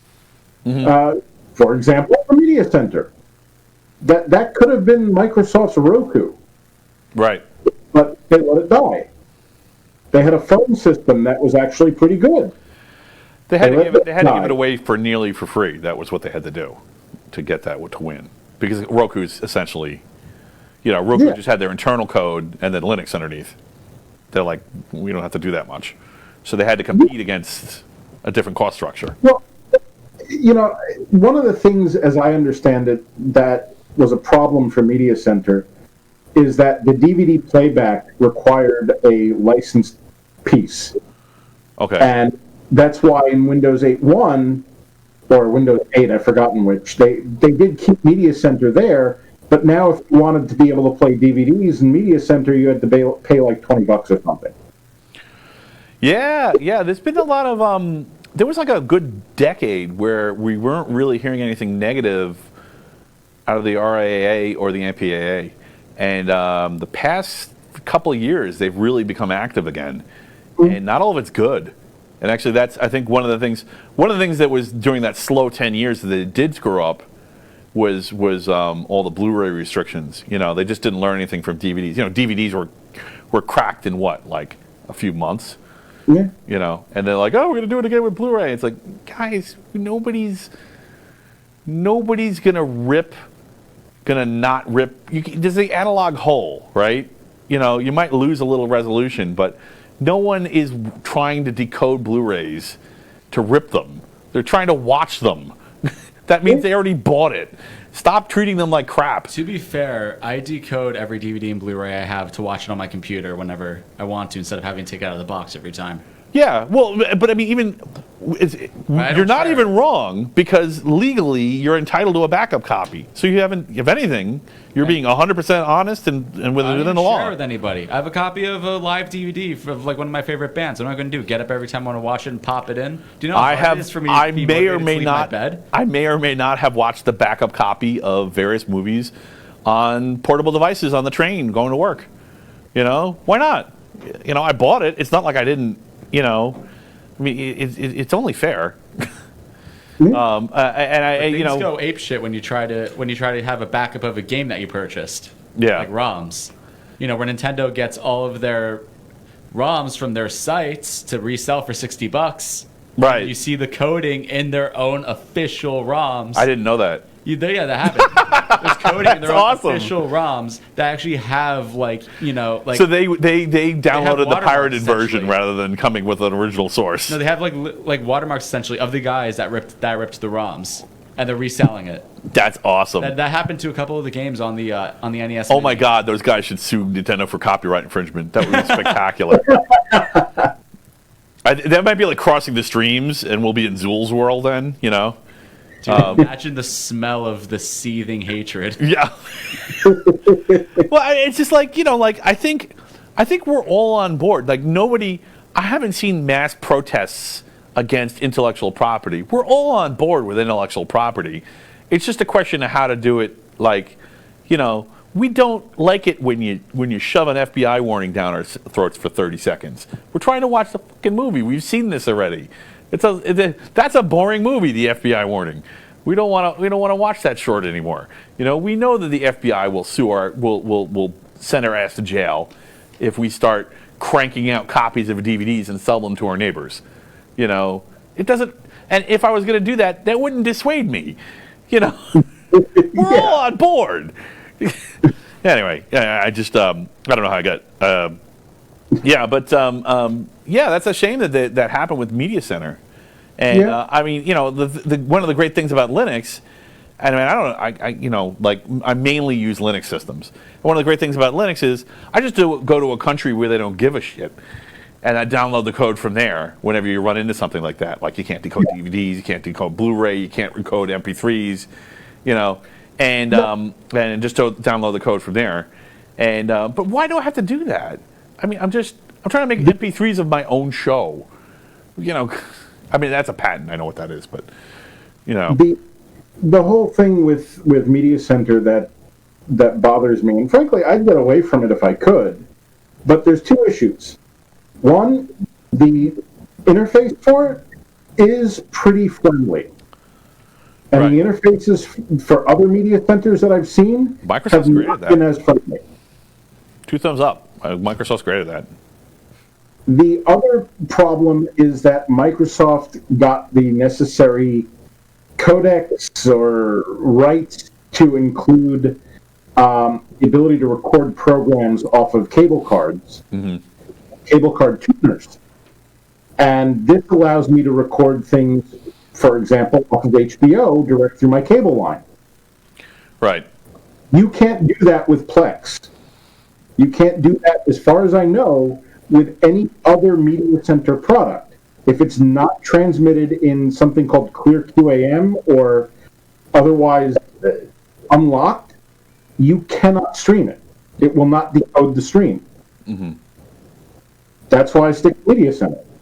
But I have MB, as I said. I actually forked over the money for the lifetime license. So you can't get Media Center anymore? What was that? You can't get Media Center anymore? Or? No, it's part of Windows 7 and Windows 8. Okay. So that's funny. It's You're advertising for an orphan product. That's great. I love it. Yeah. No, but you know, the hope is, and I don't think it'll ever happen, but the hope would be that they open source that, you know, strip out the code that they bought to use with it, and then open source it. They've been open sourcing everything else. Yeah. And let people do stuff with it. Yeah. IBM's got it right. Open source unless you can justify otherwise. Yeah. You know, and that's fine. Sometimes you can justify otherwise. Better fucking justify it, because you know, I mean, like what Jeff was saying, like all this stuff that's being streamed on Twitch right now. Twitch just, you know, their crap all orphans out in a few weeks. You know, all this stuff that's being just streamed is going to be gone. You know, a lot of content. Every time a channel gets canceled, usually think about it. Like if there's a media channel, whatever kind of media it is, and the channel gets canceled, it gets canceled for the worst thing in the channel. But what about the best thing in the channel? We can't fucking see that now either. What the hell? Yeah. And it doesn't, obviously it was popular, right? They don't cancel little guys. They don't bother. I mean, occasionally they do. Now they're starting to do that more because it's becoming more algorithmic. But, there's a lot of, I mean, we didn't learn anything from the huge piles of film that are rotting in Hollywood vaults because nobody wants to sponsor the remastering of it. It just copyright has become this black hole, of not just people's heart and soul and their livelihood, but the black hole of culture. It's just like pop culture is just dying. I do like the idea of copyright and patents in general. I don't like the terms for which they last. Mm-hmm. I don't think they should be as long. Or in some cases, maybe they should be that long, but in others, they shouldn't. So it should kind of depend on the almost category to me. Mm-hmm. Software patent, okay, 3, maybe 4 years. Mm-hmm. Give you a little time to do it, but then open it up. Right, and then because it's usually interoperability. That's what it actually just creates architecture problems. Yeah, when it lasts too long, I'm even okay with I've always my argument's been for compulsory licensing, where you just and I did. Mark had a great. I'd love to get him on my show. Mark had somebody on twice. Oh, Mark was on my show, yeah, which was awesome. I'd love to have him back on. But Mark had someone on his show that was a copyright and a copyright expert, and he's not a lawyer, but he did know some things about copyright law that other people didn't. And damn it, I just did such a long intro. I completely forgot what the hell I was talking about. Yeah, I know. I do that a lot, right? I'm like, I don't know what I'm talking about. Get off my lawn. I'm getting old. What was it? There was, I was talking about compulsory licensing, and he's like, oh, well, the compulsory licensing is a different thing. And he was talking about one use of it. But what I'm talking about with compulsory licensing is that, you shouldn't ever not be allowed to use something. Right? So copyright has a couple of purposes. One is to make money for the author and to encourage further works. Let's just talk specifically about copyright. And the other purpose is so that the artist can control their brand, right? You don't want, your top song to become the song used on 40 different, product commercials. Because it's going to make you seem cheap. It's going to make you dislike the song. Branding is important, but at the same time, not murdering pop culture is important too. So, there's no balance between those two, and I think there needs to be, people need to be able to access. When people are getting copyright takedowns for memes, those scenes in those movies and those shows are part of how we talk to each other. Yeah. If anyone asks you if you're a god, you say yes. Right?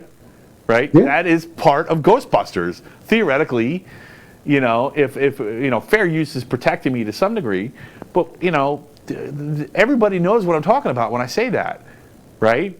Yeah. And it's important. This is like having a common culture is vital. I feel like our common culture is being attacked in all fronts, and intellectual property is just one piece of it, and I'm really worried about it. I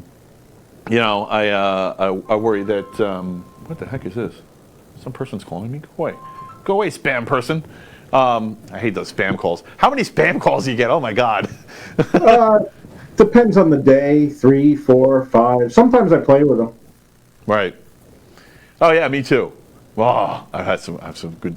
What was your best story with? What was your best prank that you ever did to a cold call to you? Well, there were a couple of times where I got Apple support telling me I had some charge on my iPhone or something, and they wanted to remote Apple control my support? computer. Yeah. So, I played along about 3 times. The third time, though, apparently they got tired of other people playing along, because I have a VM that I set up specifically for this with a snapshot, so that every time the call's done, I just revert it back to before they called.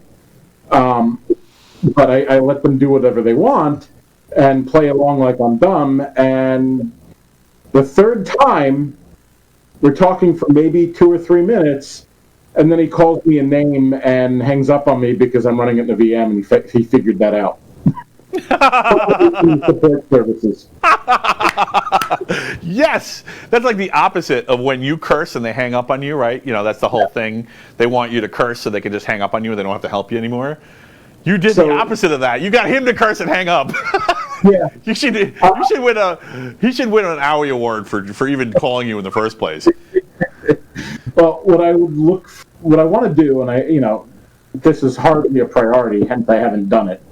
But I want to take an older machine, set it up, image the disk, put it on a separate private network, possibly with its own public IP, and then put my remote control software on it and let him go in and play with it as if he's really hurting me, and then I'll just revert it back.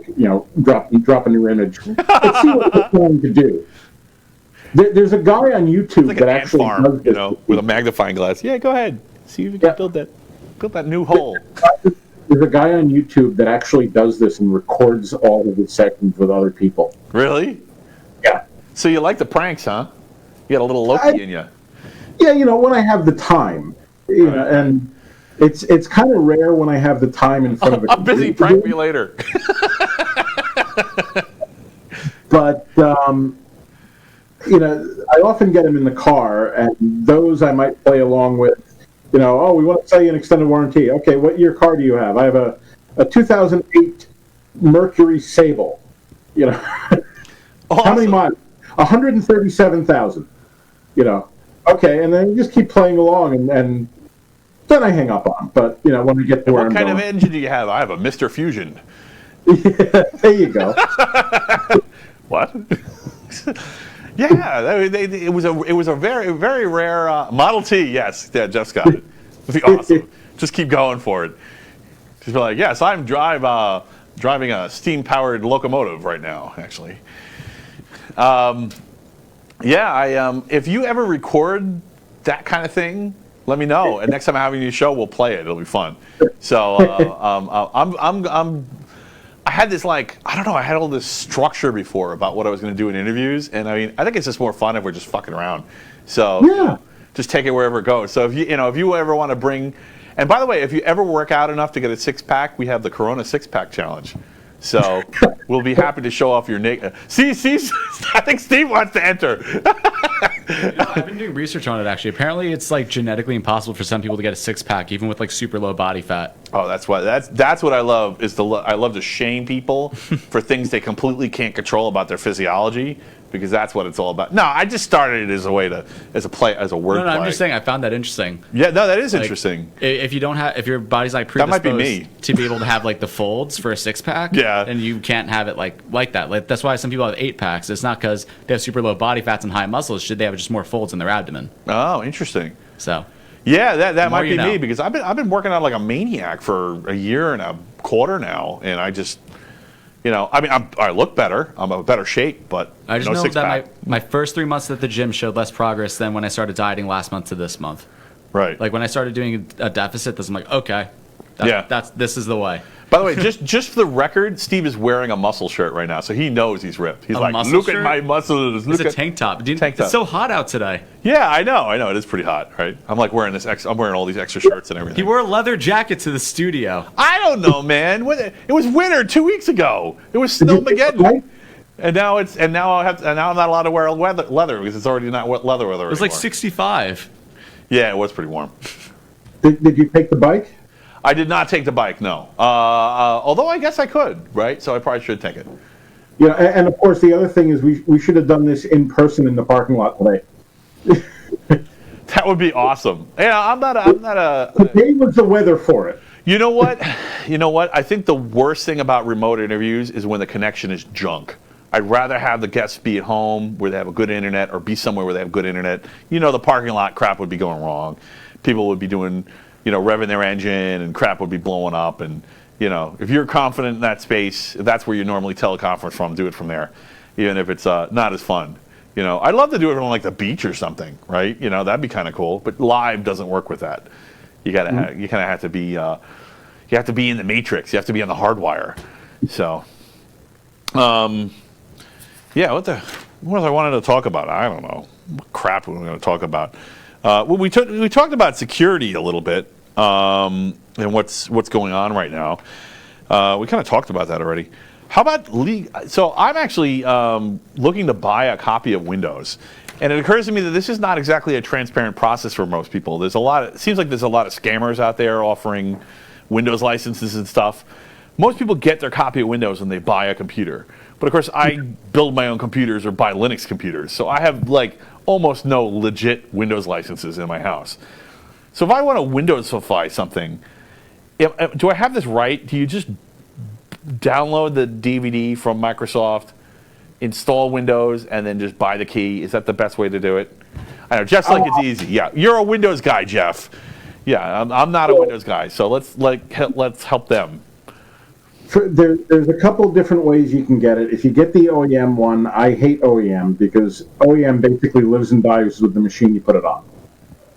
So go ahead, you can buy OEM. It'll cost you $100, and then in 5-10 years when you decide the machine's done, you throw that away. Right. $100 is gone, and you have to buy it again. It's glued to your motherboard, basically. Basically. Yeah. On the other hand, if you buy a retail copy or a sort of a volume license, but businesses generally are the ones who are buying volume licenses, then the license, well, actually, no, that's not true. Scratch the volume license. You'd have to buy the retail copy, and the retail copy would, that would theoretically be transferable. Unless you go to Germany. In Germany, my understanding is you can transfer OEM licenses, so you can go ahead and take that computer to Germany. Germany's like, we do not care about your stupid EULA. This is our law. Yeah. Yeah. And that's what I tell people when it comes to licensing. It's like, yeah, is this my understanding of licensing? It's a legal document, and the laws in your area could make aspects of it untrue. Right. So, not only that, but it's a matter of interpretation as well. So go talk to a lawyer. Right. Lawyers read EULAs. That's who reads EULAs. Now, on the other hand, what are the odds that Microsoft is going to go after Matt for doing something he shouldn't? It depends how they feel, how mad they are about my statements about Pepe Le Pew. That may well be true. Yeah. But unfortunately, I think that is true. Maybe not me or that, but yeah, that's how it works. It seems like lately. But if you're buying it for a computer, especially since Microsoft claims that Windows 10 is the last version of Windows and it will perpetually upgrade, then go get a retail copy and you can move it to whatever machine you want to move it to whenever you want to. Right. Typically, there's a 90-day window where you're not allowed to switch hardware. Mm-hmm. So you put it on, it lives there for 90 days, and then after that, you can put it someplace else. Right. So I would probably want to get retail copies because I'm sure some of my copies of Windows are going to end up living in VMs. Yeah. And so the VMs, that's the only way to do it for VMs, right, is a retail copy? Yeah, the VM part gets more complicated. Does it just work if it's a retail copy? Is there like a way to buy a version of Windows that's in VMs? I think it'll work. The problem is I'm not entirely sure of all the licensing when it comes to running it in a VM. In a business environment, running it in a VM, you need a certain type of license. Right. Typically, I think it's the enterprise license. How is this not? How badly is Microsoft screwing up that this is not obvious? Right. There's going to be people who want to switch from Mac or Linux back over to Windows. This should be like a no-brainer, The idea is you go buy a computer. It's so weird. It's so not green. It just feels so not green. What is? Come on, guys. Yeah, I wanted to, like Jeff and I had talked about this. That's why he's in the comments screaming at me. And I already kind of knew some of these answers, but I wanted to talk to you about it and hear your take. I mean, it was worth it just for the Germany take. I had no idea that Germany had different laws and required it to be, a license is a license and that's it. Yeah. That was kind of cool. So, what do you think about? Have you checked out any Web 2.5 or Web 3.0 products? And do you know what the hell I'm talking about? And if not, I can explain quick. You've explained this probably like 12 times, and okay, sorry. I think I kind of get it. I'm not even going to explain it to the audience. If you don't get it, put it in the comments, and then I'll explain it. Well, no, you've explained this 12 times, and I think they get it for about 30 minutes after you explain it, and then I forget it again. So Web 2.0 is centralized databases, large infrastructure. Web 1 is a web server on a piece of hardware. Web 2.0 is basically a cloud-based but centralized server architecture. Web 3 is the completely decentralized, where the data may be scattered all around, but the metadata is efficiently homogenized across, many, not under anybody's control, either physically or IP-wise. So it'd be like if Facebook was peer-to-peer. That would be Web 3.0. And Web 2.5, Web 1.5 is stuff like network address translation and stuff like putting load distributors in front of single individual web servers and things like that. And Web 2.5 is like maybe storing the metadata on centralized servers, but the accessibility of the metadata is ubiquitous. So two examples of apps I like. Yeah, Jeff, fuck those people. I don't give a shit about the stupid marketing people. I like marketing, but some marketing people are just scum. And I don't care about, the Web 2.0 buzzword. Facebook is Web 2.0. Twitter is Web 2.0. That's what that really is. So, but yeah, two examples of Web 2.5, Jeff gave me one. Signal is probably the leading Web 2.5 tech for, as most people would think of it right now, where they're in the back end, this is like a Signal plug. So like in the back end, all of your metadata is encrypted. So it's on a Signal server maybe, but they don't know what the fuck it is. It's just encryptedness to them. And and you can, of course, and it's open source, so you can use that Signal metadata like your contacts list anywhere. So that's the problem with what's happened with Web 2.0 is that they basically hijacked all of your data. Like I have a friends list on Facebook. That's a Facebook friends list.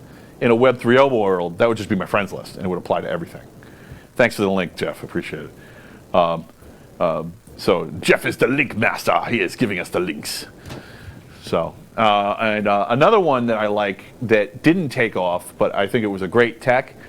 And actually, I have to give Microsoft the credit because I actually criticized Microsoft back in the day. They were talking about a Web 2.5 tech back when everybody was still working on Web 1.5. And that was smart tags back in the day, where you could, essentially there was this whole concept of smart tags, and it was like the late 90s when they were talking about it, where you could just keywords would bring you to like an alternative search engine.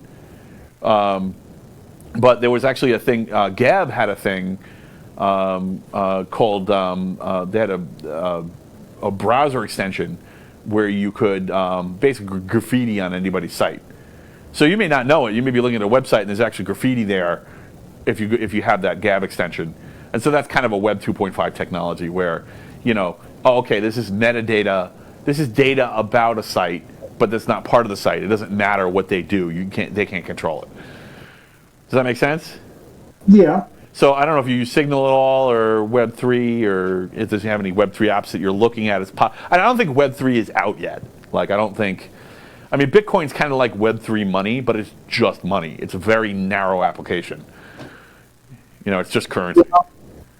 I'm nothing that I use, I think, would fall into those categories.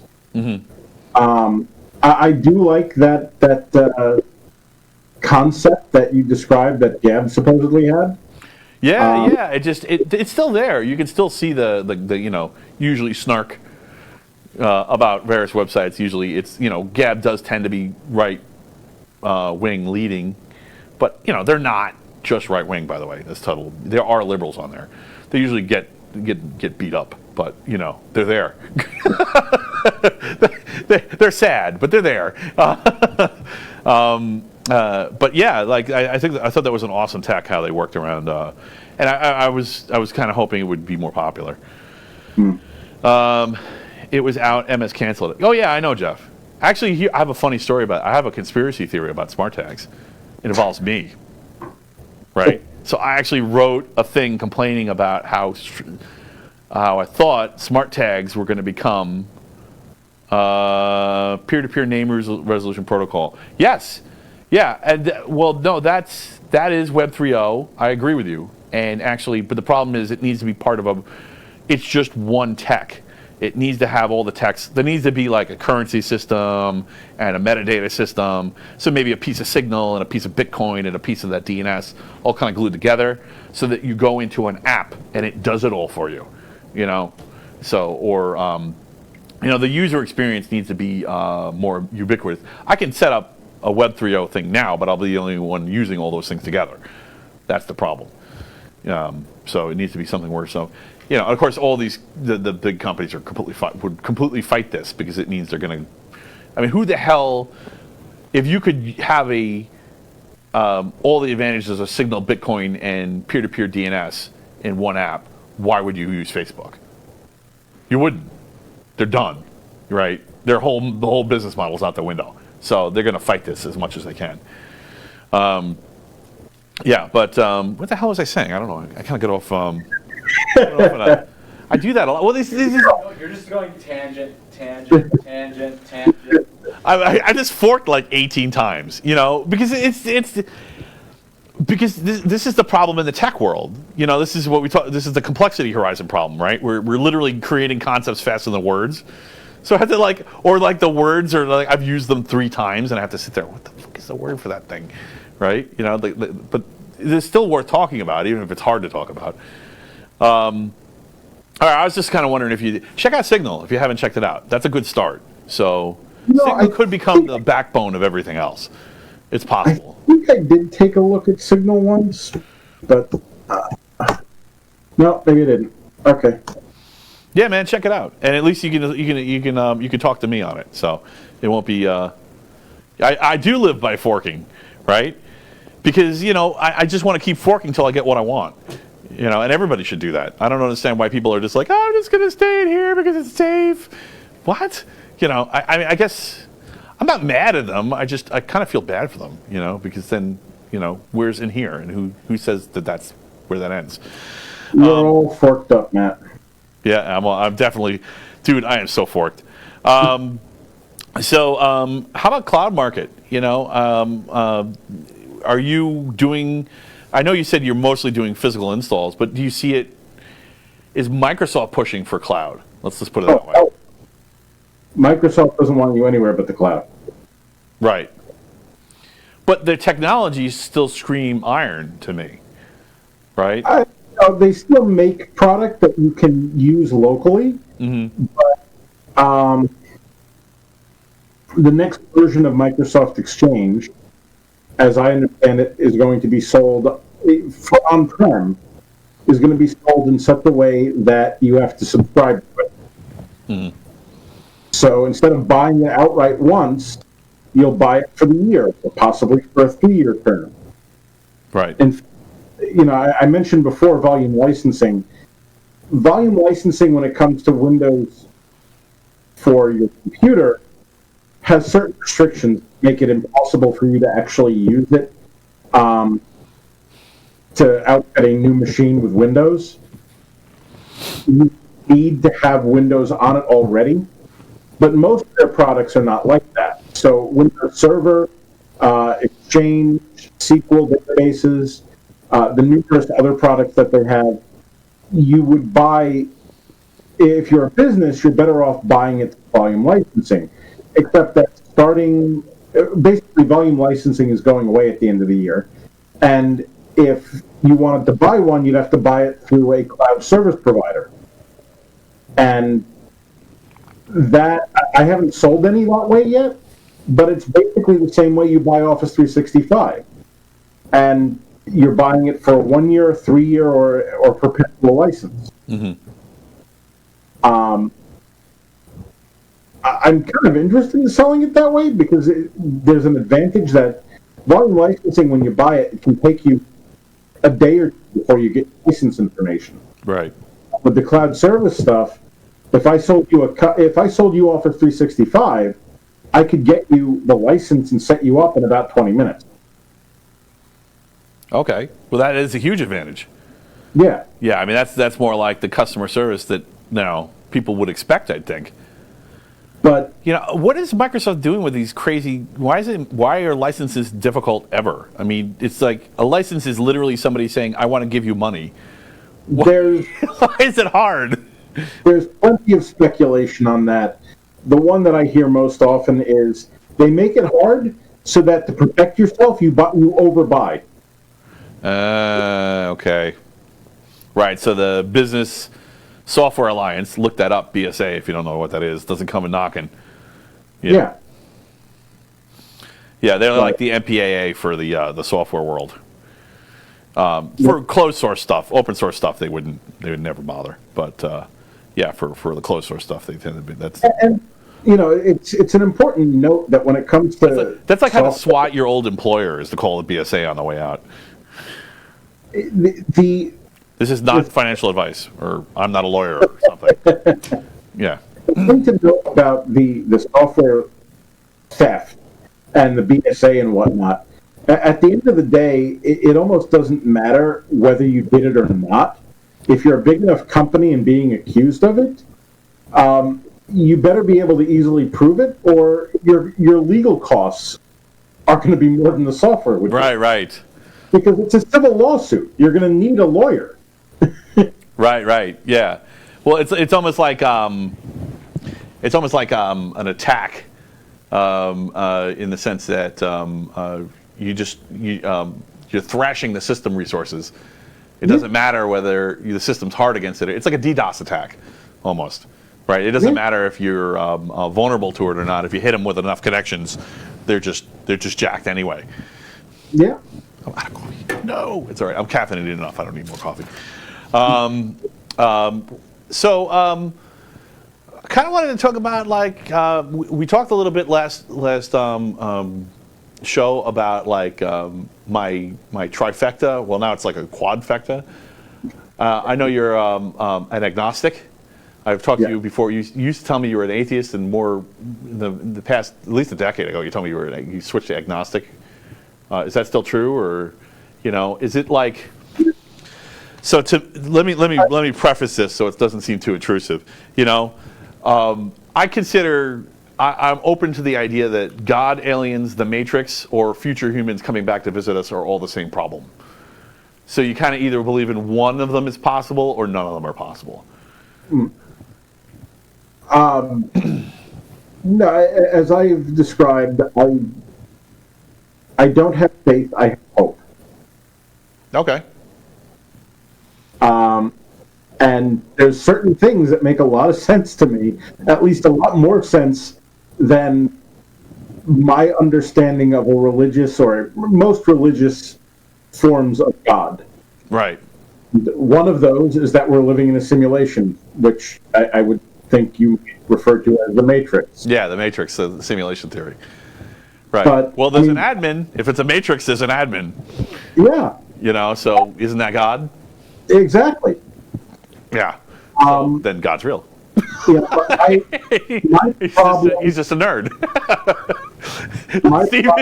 Steve's like, what the fuck? My problem with a belief in God or faith in God is I come back to the next question, which was, okay, well, who created him? Right. Well, you have to keep asking questions. It's the same problem with the Matrix. Who created the guy who runs the Matrix? Yeah. And who created the guy who created him?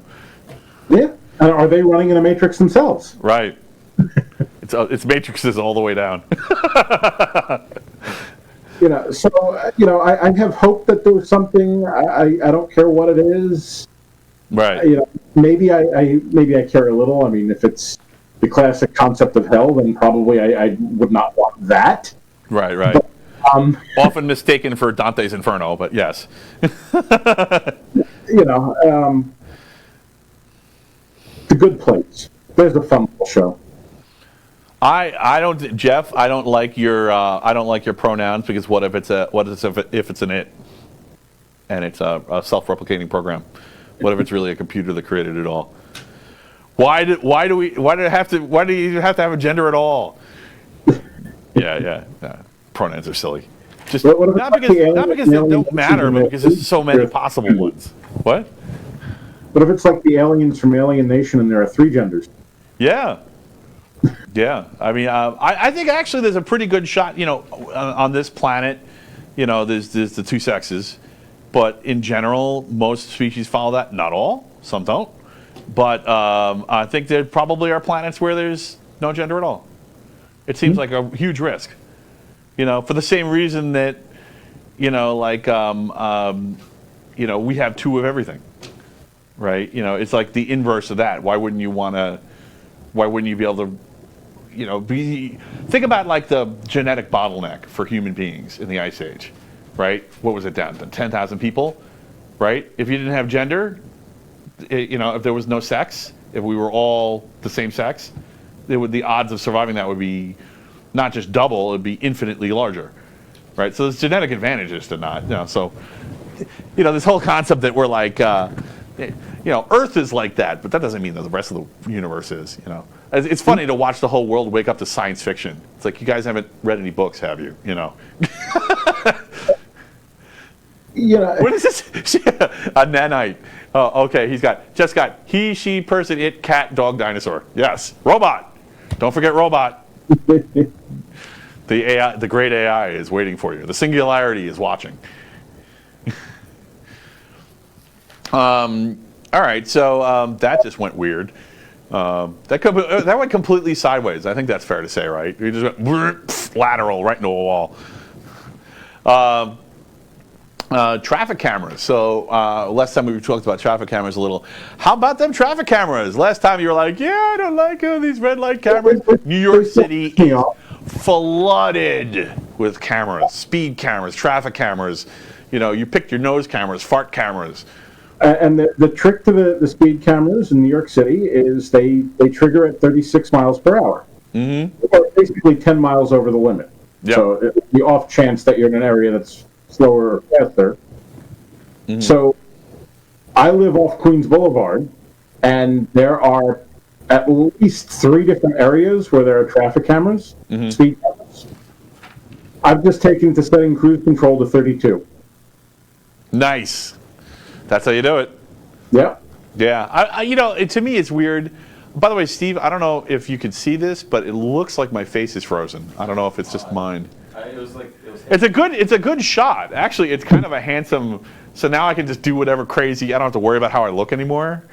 And you ruined. I'm back. Okay, good. It was like kind of a really good shot. So I was like, should I tell him? Maybe I should just leave it like that. We're like, I am ventriloquisting my own voice. Once it happened on Mark's show. I mean, to be fair, the camera could be getting hot, but like, I remember once on the camera is hot. Turn it around on Steve, because Steve has all the answers. I remember on look at his face. I remember on Mark's show, he did it froze on him when he had just the biggest smile. Right. And it was like, everyone's like, wow, it's weird seeing him this happy. He went full Cheshire Cat, huh? And then another time, it was just him going like that, with that droopy jaw dropped face. Nice. That is the nice thing about pausing a TV show or a news report or whatever, because there are a number of times where you'll get just these great still images of the people on TV. Well, their eyes are closed, their mouths cockeyed. Yeah. It wasn't freezing. It was actually on our side. I mean, it's completely crazy. Usually, for me, and it's exactly what I said. Still to this day, I've never gotten twice on any camera. The only time cameras get me is when I don't know they're there. They get me once, and then after that I cool it because I'm like, okay. So it's only been a few of them, but I have mapped out some of them, unfortunately. Yeah, do you see our really stealthy camera right there? No. Good. Oh, that one? Yeah. The one that just takes 1 frame per minute of me. Yes. The one that's the one with the lens the size of your fist is very stealthily hidden on a tripod right in front of you. Right. Well, they've been rolling out cameras so fast I just can't even keep up. But apparently, if you get 15 of those tickets, you get then you have to take a corrective driving course. So, but 15 seems awfully high. That doesn't seem like they're worried about safety. It seems more like a tax to me. I don't know. No, that's the whole problem with the whole ticketing stuff. It's a tax. Yeah, it's a tax. There's just... Hey, let's throw something in the water. Let's do it. if I could do the whole parking restrictions and speed restrictions thing, there'd be so many changes. Yeah. I like the whole cop thing because the cops had to make a judgment call at some point and say, okay, who's the biggest lunatic on the road right now? And as long as you were aware of what the other drivers were doing, you could identify yourself as not the biggest lunatic, even if you were kind of crazy. Yeah. So it was always relative, right? Because that's the real problem. The big lunatic is the one you got to worry about. Yeah. But the cameras don't know that. The cameras just know, they bounce a wave and how fast it hits it back. That's what it does. It determines whether to open the shutter or not. I'm a big believer that people, can have bad moments, bad days, and as long as you're not an asshole, and you do stuff regularly, fuck you! No, cancel the ball! Cancel the ball! I think people should be given a bye. Yeah. Every so often, given a bye. Because you know what? Error is human, and mistakes are how we learn. And now that doesn't mean that you should be notified that you've been given a bye. What was that? Sorry. It doesn't mean that you shouldn't be notified that you've been given a bye. Hey, on February 7th, Matt, we caught you doing 37 in this area. Don't do it again. Yeah. You're going to pay attention then. Yeah. You're going to be more careful. Yeah. I don't even mind that the tax aspect of it. It's just that they don't, it's a computer. It doesn't know what the fuck is going on. Yeah. As far as you're just insulting it. Yeah. Well, no, it doesn't. It does. They did not put it in there. No. Look, the singularity is different. The singularity is all glorious. But, that camera isn't part of the singularity. It doesn't know. It doesn't know whether, I was rushing my wife to the hospital because she was pregnant. It doesn't know that, somebody cut me off and I just avoided an accident. And that's why, I had to, get out of their way because otherwise they were going to, pull out of the driveway right into me. And that's why I hit the gas pedal. The Tesla would. Well, that's what they say, but they're still in beta, okay? I almost covered that one, but yeah. Don't dehumanize the cameras. I'm going to dehumanize the cameras. Warframe is also except the Singularity, who's all glorious. Warframe's also in beta, but that game is pretty much finished, and they're still adding more content. So yeah. I mean, gravity's just a theory. Yeah, that's true. It's just a formula.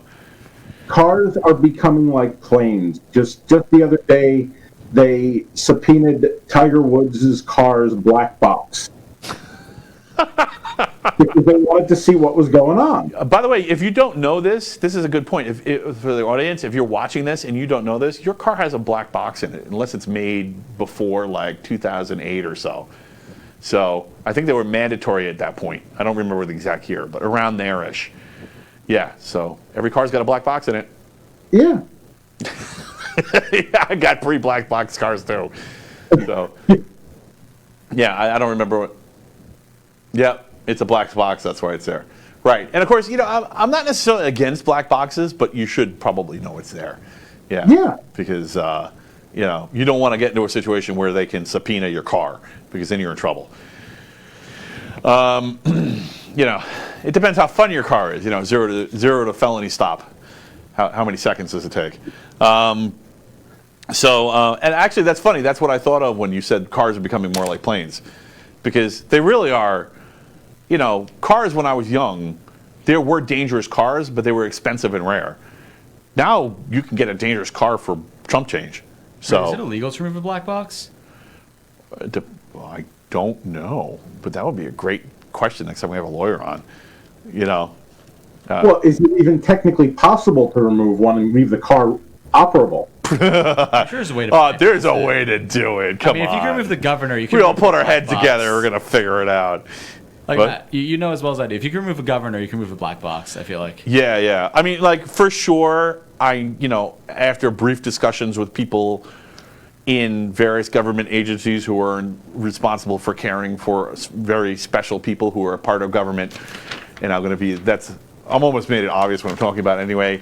They basically know how to gut the electronic systems in cars and reshape them as they see fit. It can be done. It's not technically impossible. It's just a question of, do you have the money and the time and the determination? Apparently it's possible. So some people say that if you remove the black box, your insurance company will terminate your insurance policy. Probably they have if I were them, I'd have a black box clause in there because it's to their benefit. But if you have a car without a black box, what if you bought the car and just happened to not have a black box? Well, the thing is, they might retroactively terminate your insurance. So now you're not only do you have all the legal troubles of being uninsured, but whatever happened is now completely financially on you. But what if you quote unquote bought a car without a black box? Well, all right. So this is interesting. So I ran into this so I have no idea what the legal implications of buying machinery that's out of spec to drive on the road is. But I bought my car from another state where tint was legal, and it wasn't legal in New York, and I got a ticket for it. Same. So I went into court, and I told the judge that, and the judge's solution was, okay, we'll cut one ticket off. They cut it because I had two windows, so I had two tickets. We'll cut one window off, and then pay the other one. Now I had a choice: I could lawyer up and fight them, or just pay the reduced fee. So of course I pay the reduced fee because I'm fucking lazy, and it's actually cheaper to just pay it and get the hell out of there. But I got pulled over because the real world is they just split the difference. When I got pulled over, the cops claimed it was because of my tints and because I was driving fast. I was driving 41 and a 40. But Steve's got a muscle car, by the way. What they ended up saying is that it's because another black Charger outran the cops. And I asked them, well, what kind of Charger it was. They said 2016. I have a 2007. They don't look like the same car at all. Even if you know nothing about cars, if you look at them side by side, you will not think they're both Chargers. We set Steve off. Listen to him. He's getting ready. He's mad. He's going to fight the system. Lee's the same way. He was in the last show. I'm not getting him to rant right now. But the last show, he was completely ranting about how ridiculous and unfair that whole thing is. He just gave us a little mini rant. I like rants. So, speaking of which, do you think since we're talking about tickets and destroying us, and everything's a tax and nobody seems to be aware of it? Triggered. Thanks, Jeff. You're right. Triggered. Are we in an idiocracy? Have we gotten there? Are we close? Is this a reference to the movie? Yeah. So, but I mean, a lot of people have asked me if I think we're in an idiocracy. And I've been thinking a lot about it, and I have different answers depending on the context. But what do you think? Do you think is it an idiocracy yet? Is it just run by stupidity with no bearing on what reality is?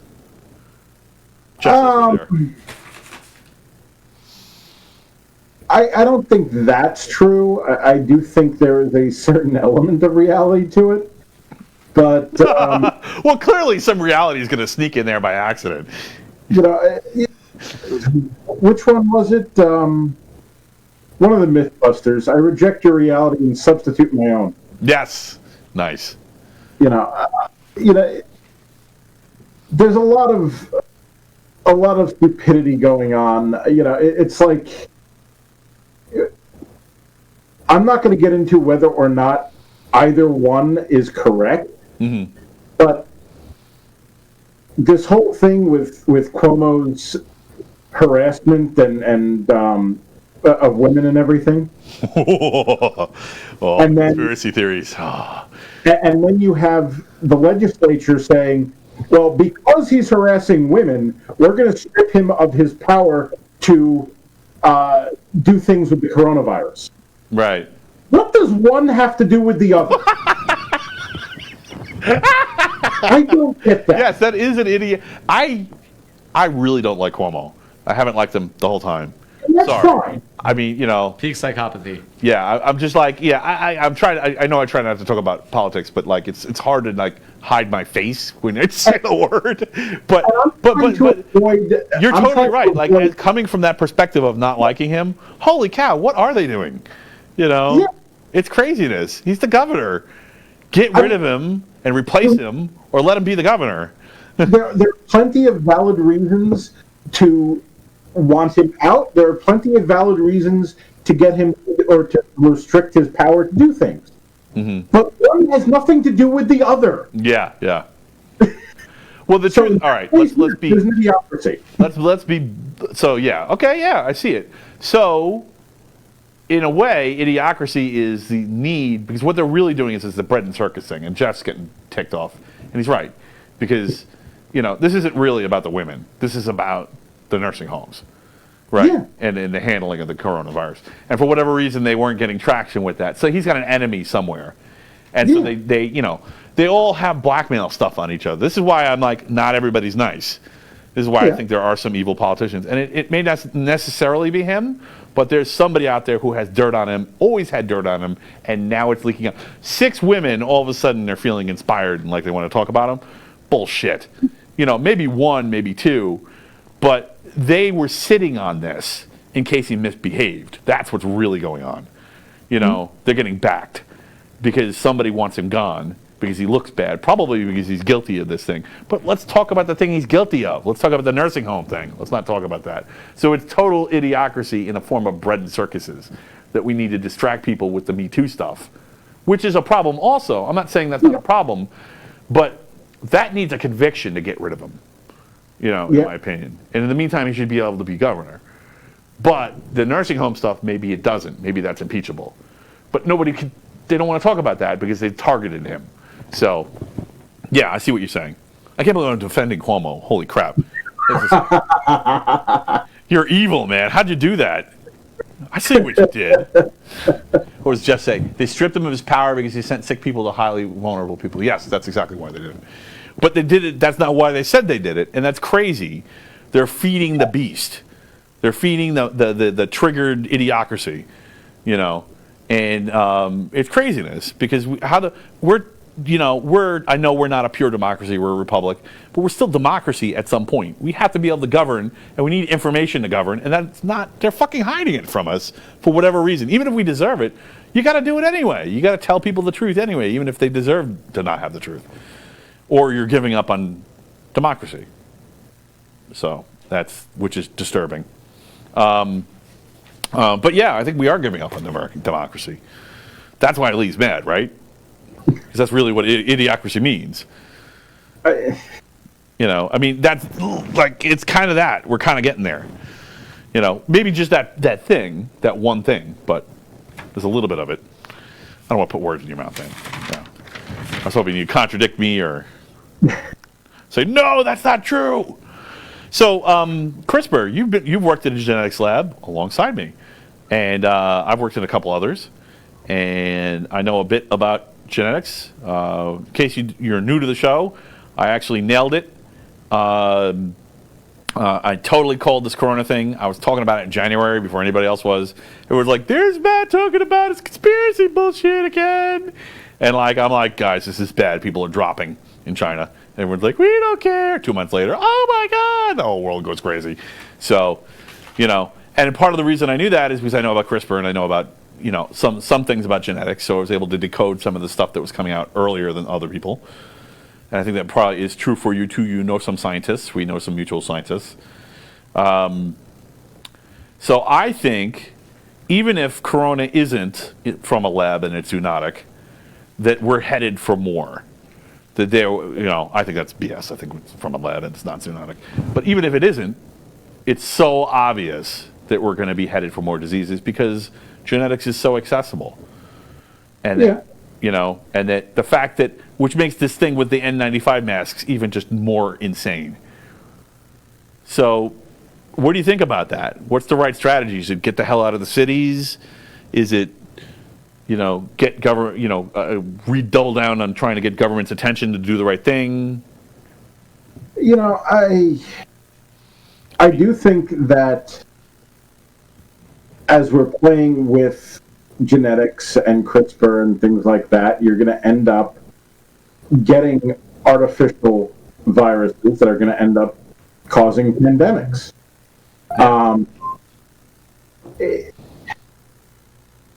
I don't know. I don't feel like I have a train of thought that stayed on the tracks. Right. No, I literally just I don't feel it. I had a thought and it just derailed. No, that's fine. I get it. Welcome to the Technocrat Live. Welcome to the Technocrat Live. We're not done until somebody's confused.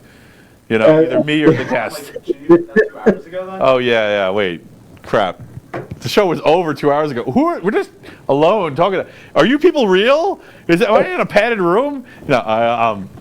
Yeah. No. I mean, it's just.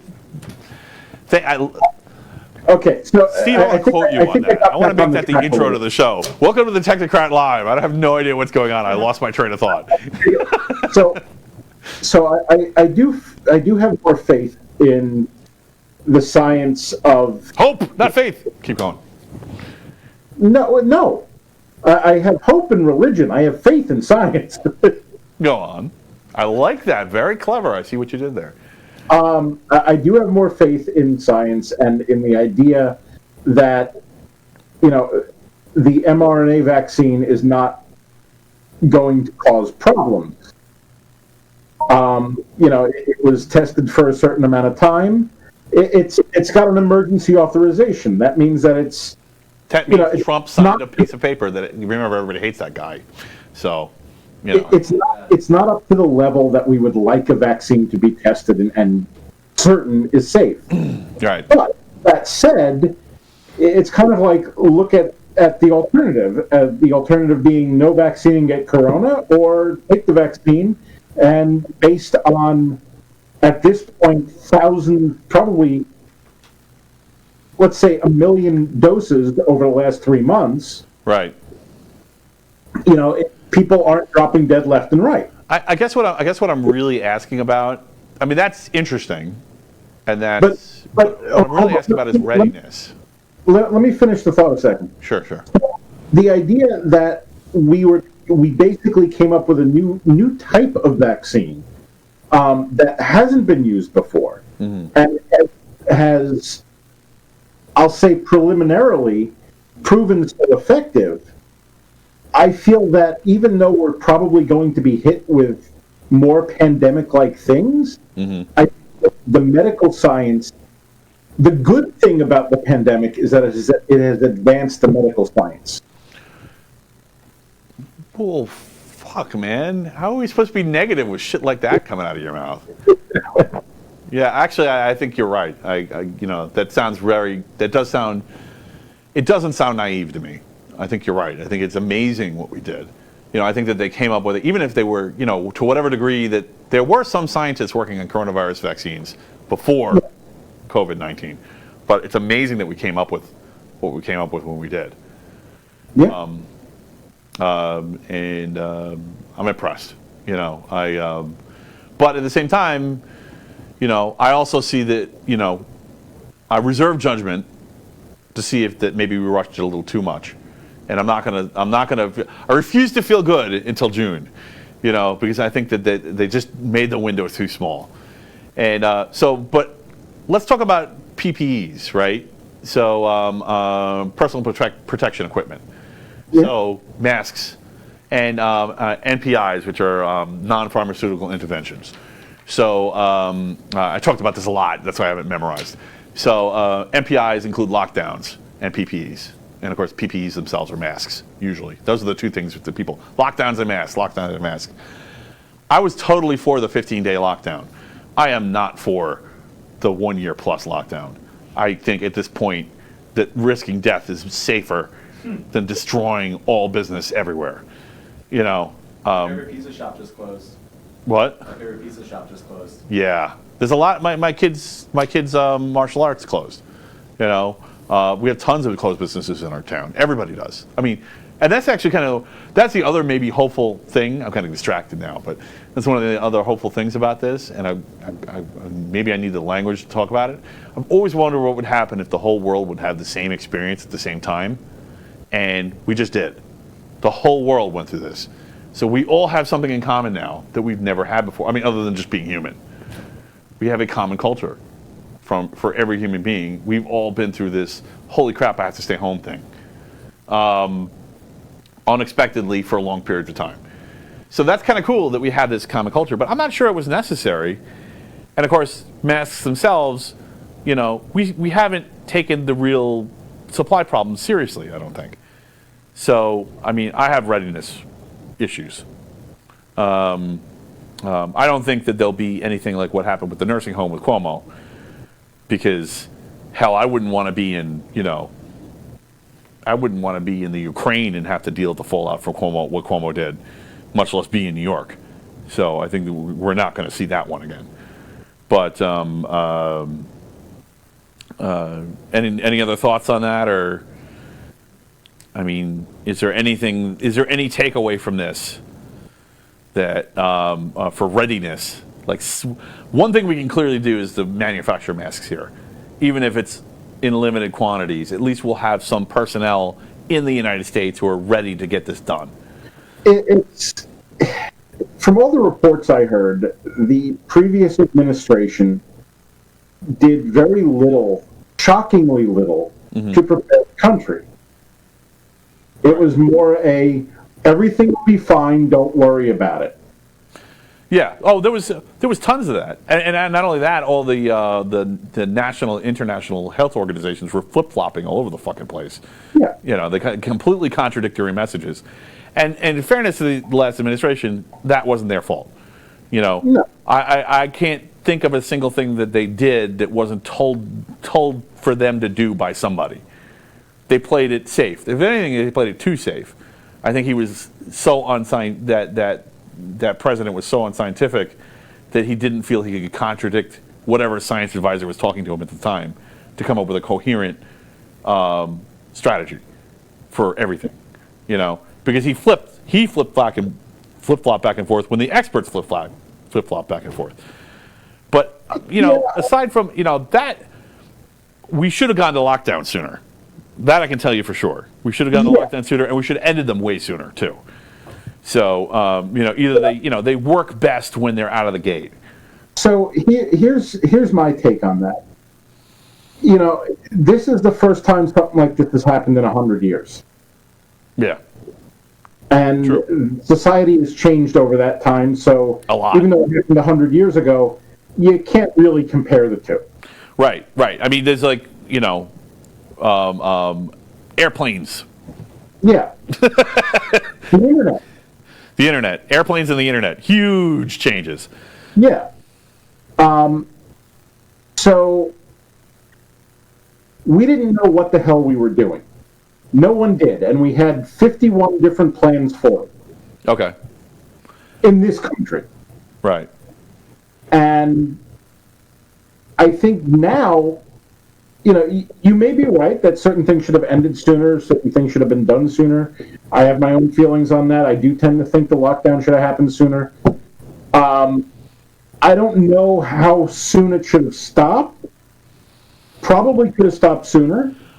But here's the thing. If there's another one, I think knowing what we've done, what can work, what can work better or not as well, I don't think you would need a lockdown as long. Right. I think you know how to deal with things better now. I do think that some of the stuff that Cuomo did with New York City, in particular the restaurants and the dining in type of stuff, while the rest of the state can do 50%, New York City can't do any, or they can do 25, or it's just like what? Yeah, it does seem kind of arbitrary. Well, I mean, you have to draw a line somewhere, right? What? You have to draw a line somewhere. But, yeah, it does seem kind of arbitrary. And I don't see what the difference is. Are you saying that restaurants squeeze more people into New York City restaurants than they do in Long Island? That because they're bigger, they don't have as many tables in Long Island? I don't get it. So the whole thing with that is a little bit, I don't get it. Right. Movie theaters, things like that, I don't know. Gyms. I haven't been able to go to my gym in over a year. Yeah. I could use people it. who go to gyms people who don't go to gyms don't care, and the people who go to gyms are really pissed. Yeah, and I go to gyms. I don't go that often, so I'm pissed, but I'm not really pissed. The only time I've been in public without a mask is when I was jogging. So I kind of get it. But at the same time, what are the gyms supposed to do? Just die? Yeah. Well, this is the problem with all business. What are we supposed to do? Just die? But I think there is a pivot that happened, and a good one in most cases. Mm-hmm. It showed people different ways of doing things. I think there's going to be a lot of businesses that were initially hurt that if they survive in 5 years, they're going to have whole different revenue streams that they never would have had because of this. Right. Well, I think going back to your answer before, yeah, I think we're an idiocracy. And the problem, and one of the reasons I think that is because of this pandemic. I think the public, despite being treated like an idiocracy, I think the reason they are an idiocracy is because they're treated like it. And despite that, they're actually growing out of it. So the good thing is we all learn shit. Yeah. So, we all learned there was a lot of very unscience-y kind of decision making. And I think there'll be less of it next time. One of the things that, Jamie's a teacher and of elementary school. And what I've seen the schools having done has been, and the Department of Education in New York City, has been a bit of a joke. From my perspective, when they shut the schools down last spring, it's like, okay, you know what? This is unprecedented. You have no idea what's going on. You've got to do something. So, yeah, okay, you did what you could do. And I'll give them a pass for for March through June of last year. But then they had the summer. I was waiting for the grand plan, and it didn't come. Yeah. It didn't come. I know. The reason I say that, people aren't going to like this if they're working in public schools. And my wife works in public schools, so. One of our kids goes to private school, and they had a grand plan. I know what a grand plan looks like. Public school didn't have one. It's a shame, because they could have, but they didn't. Yeah. And, there's real consequences. I mean, I could be nicer and pull my punches here, but we don't know what the consequences for the kids are going to be. And there's already all these weird consequences from algorithms, controlling their brains for however many hours they're stuck to the tubes each day. And now on top of that, they don't go to school. There's going to be some weird crap happening in 10 years when they're all out in the workforce, or 20 years when they're all politically active. You're gonna end up. There was a disparity between the high kids and the low kids before all this. It's just going to be that much greater now. Mm-hmm. Yeah. Okay. I see that. The classes are separating. Yeah, because and it's not even. I don't know that I even. Privilege is real. It's just not where they always pointed it to be. I mean, there will definitely be some degree of class involved, but at the same time, I think that the smart kids, the talented kids, the ones who know what to do and get things, are not having as much trouble with this as the kids that need the in-person instruction. Yeah, I mean, sometimes it's as simple as my parents are crazy and I need to go to school to get away from them. Yeah. They're being abused. I'm sure this abuse is going to be, I mean, we have the leading edge of it, evidence-wise, to know that that's true. But who knows how much we don't know about. Yeah. I mean, I think we're going to wrap it up, not because we're not on a roll or because I'm tired, because you don't even look tired, but it's been 3 hours. Yeah. Or not. It's been freaking 3 hours. I still can't believe that about this show. When we do it, every time it's like, what? It's 3 hours. Will you come back on? Did you have a good time? Sure. Yeah. I mean, I thought this was a great first show because, you were awesome. You made it. So, and thanks for coming on, and thanks for being a supporter of the show. And I'd love to have you back on, and maybe I'll just have you back on willy-nilly, and maybe we'll do panels one day. That'll probably not happen short term. And I remember last season, it was actually your suggestion to have Isaac on first. So if Isaac watches this or hears about this, I have not slighted you.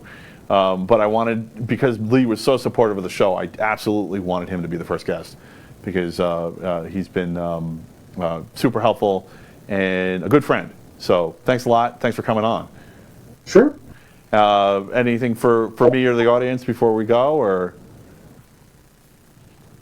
Nope. Party Not on, that I dudes. can- I will be back. I'll be back. Yes, you will be back. Lee will definitely be back. Thanks so much for coming on, and it was a lot of fun asking you questions. Sorry we didn't get to all of them, but next time. And everybody, I just want to say thanks for tuning in. Good night. Next show is Laura May, and Laura has not done a public interview before, and a lot of people know who she is. Never been in front of the camera, really. She's never been in front of the camera, and this is going to be awesome because she has an amazing brain. She is Laura May of Area 22. Yes, it is the same person. So I'm really excited. We literally cannot talk for less than 3 hours. So it's going to be a good interview. Please tune in next week. And what was it again? Oh yeah. What was that thing I say? What do I say at the end? What was it? Choose wisely and choose to share.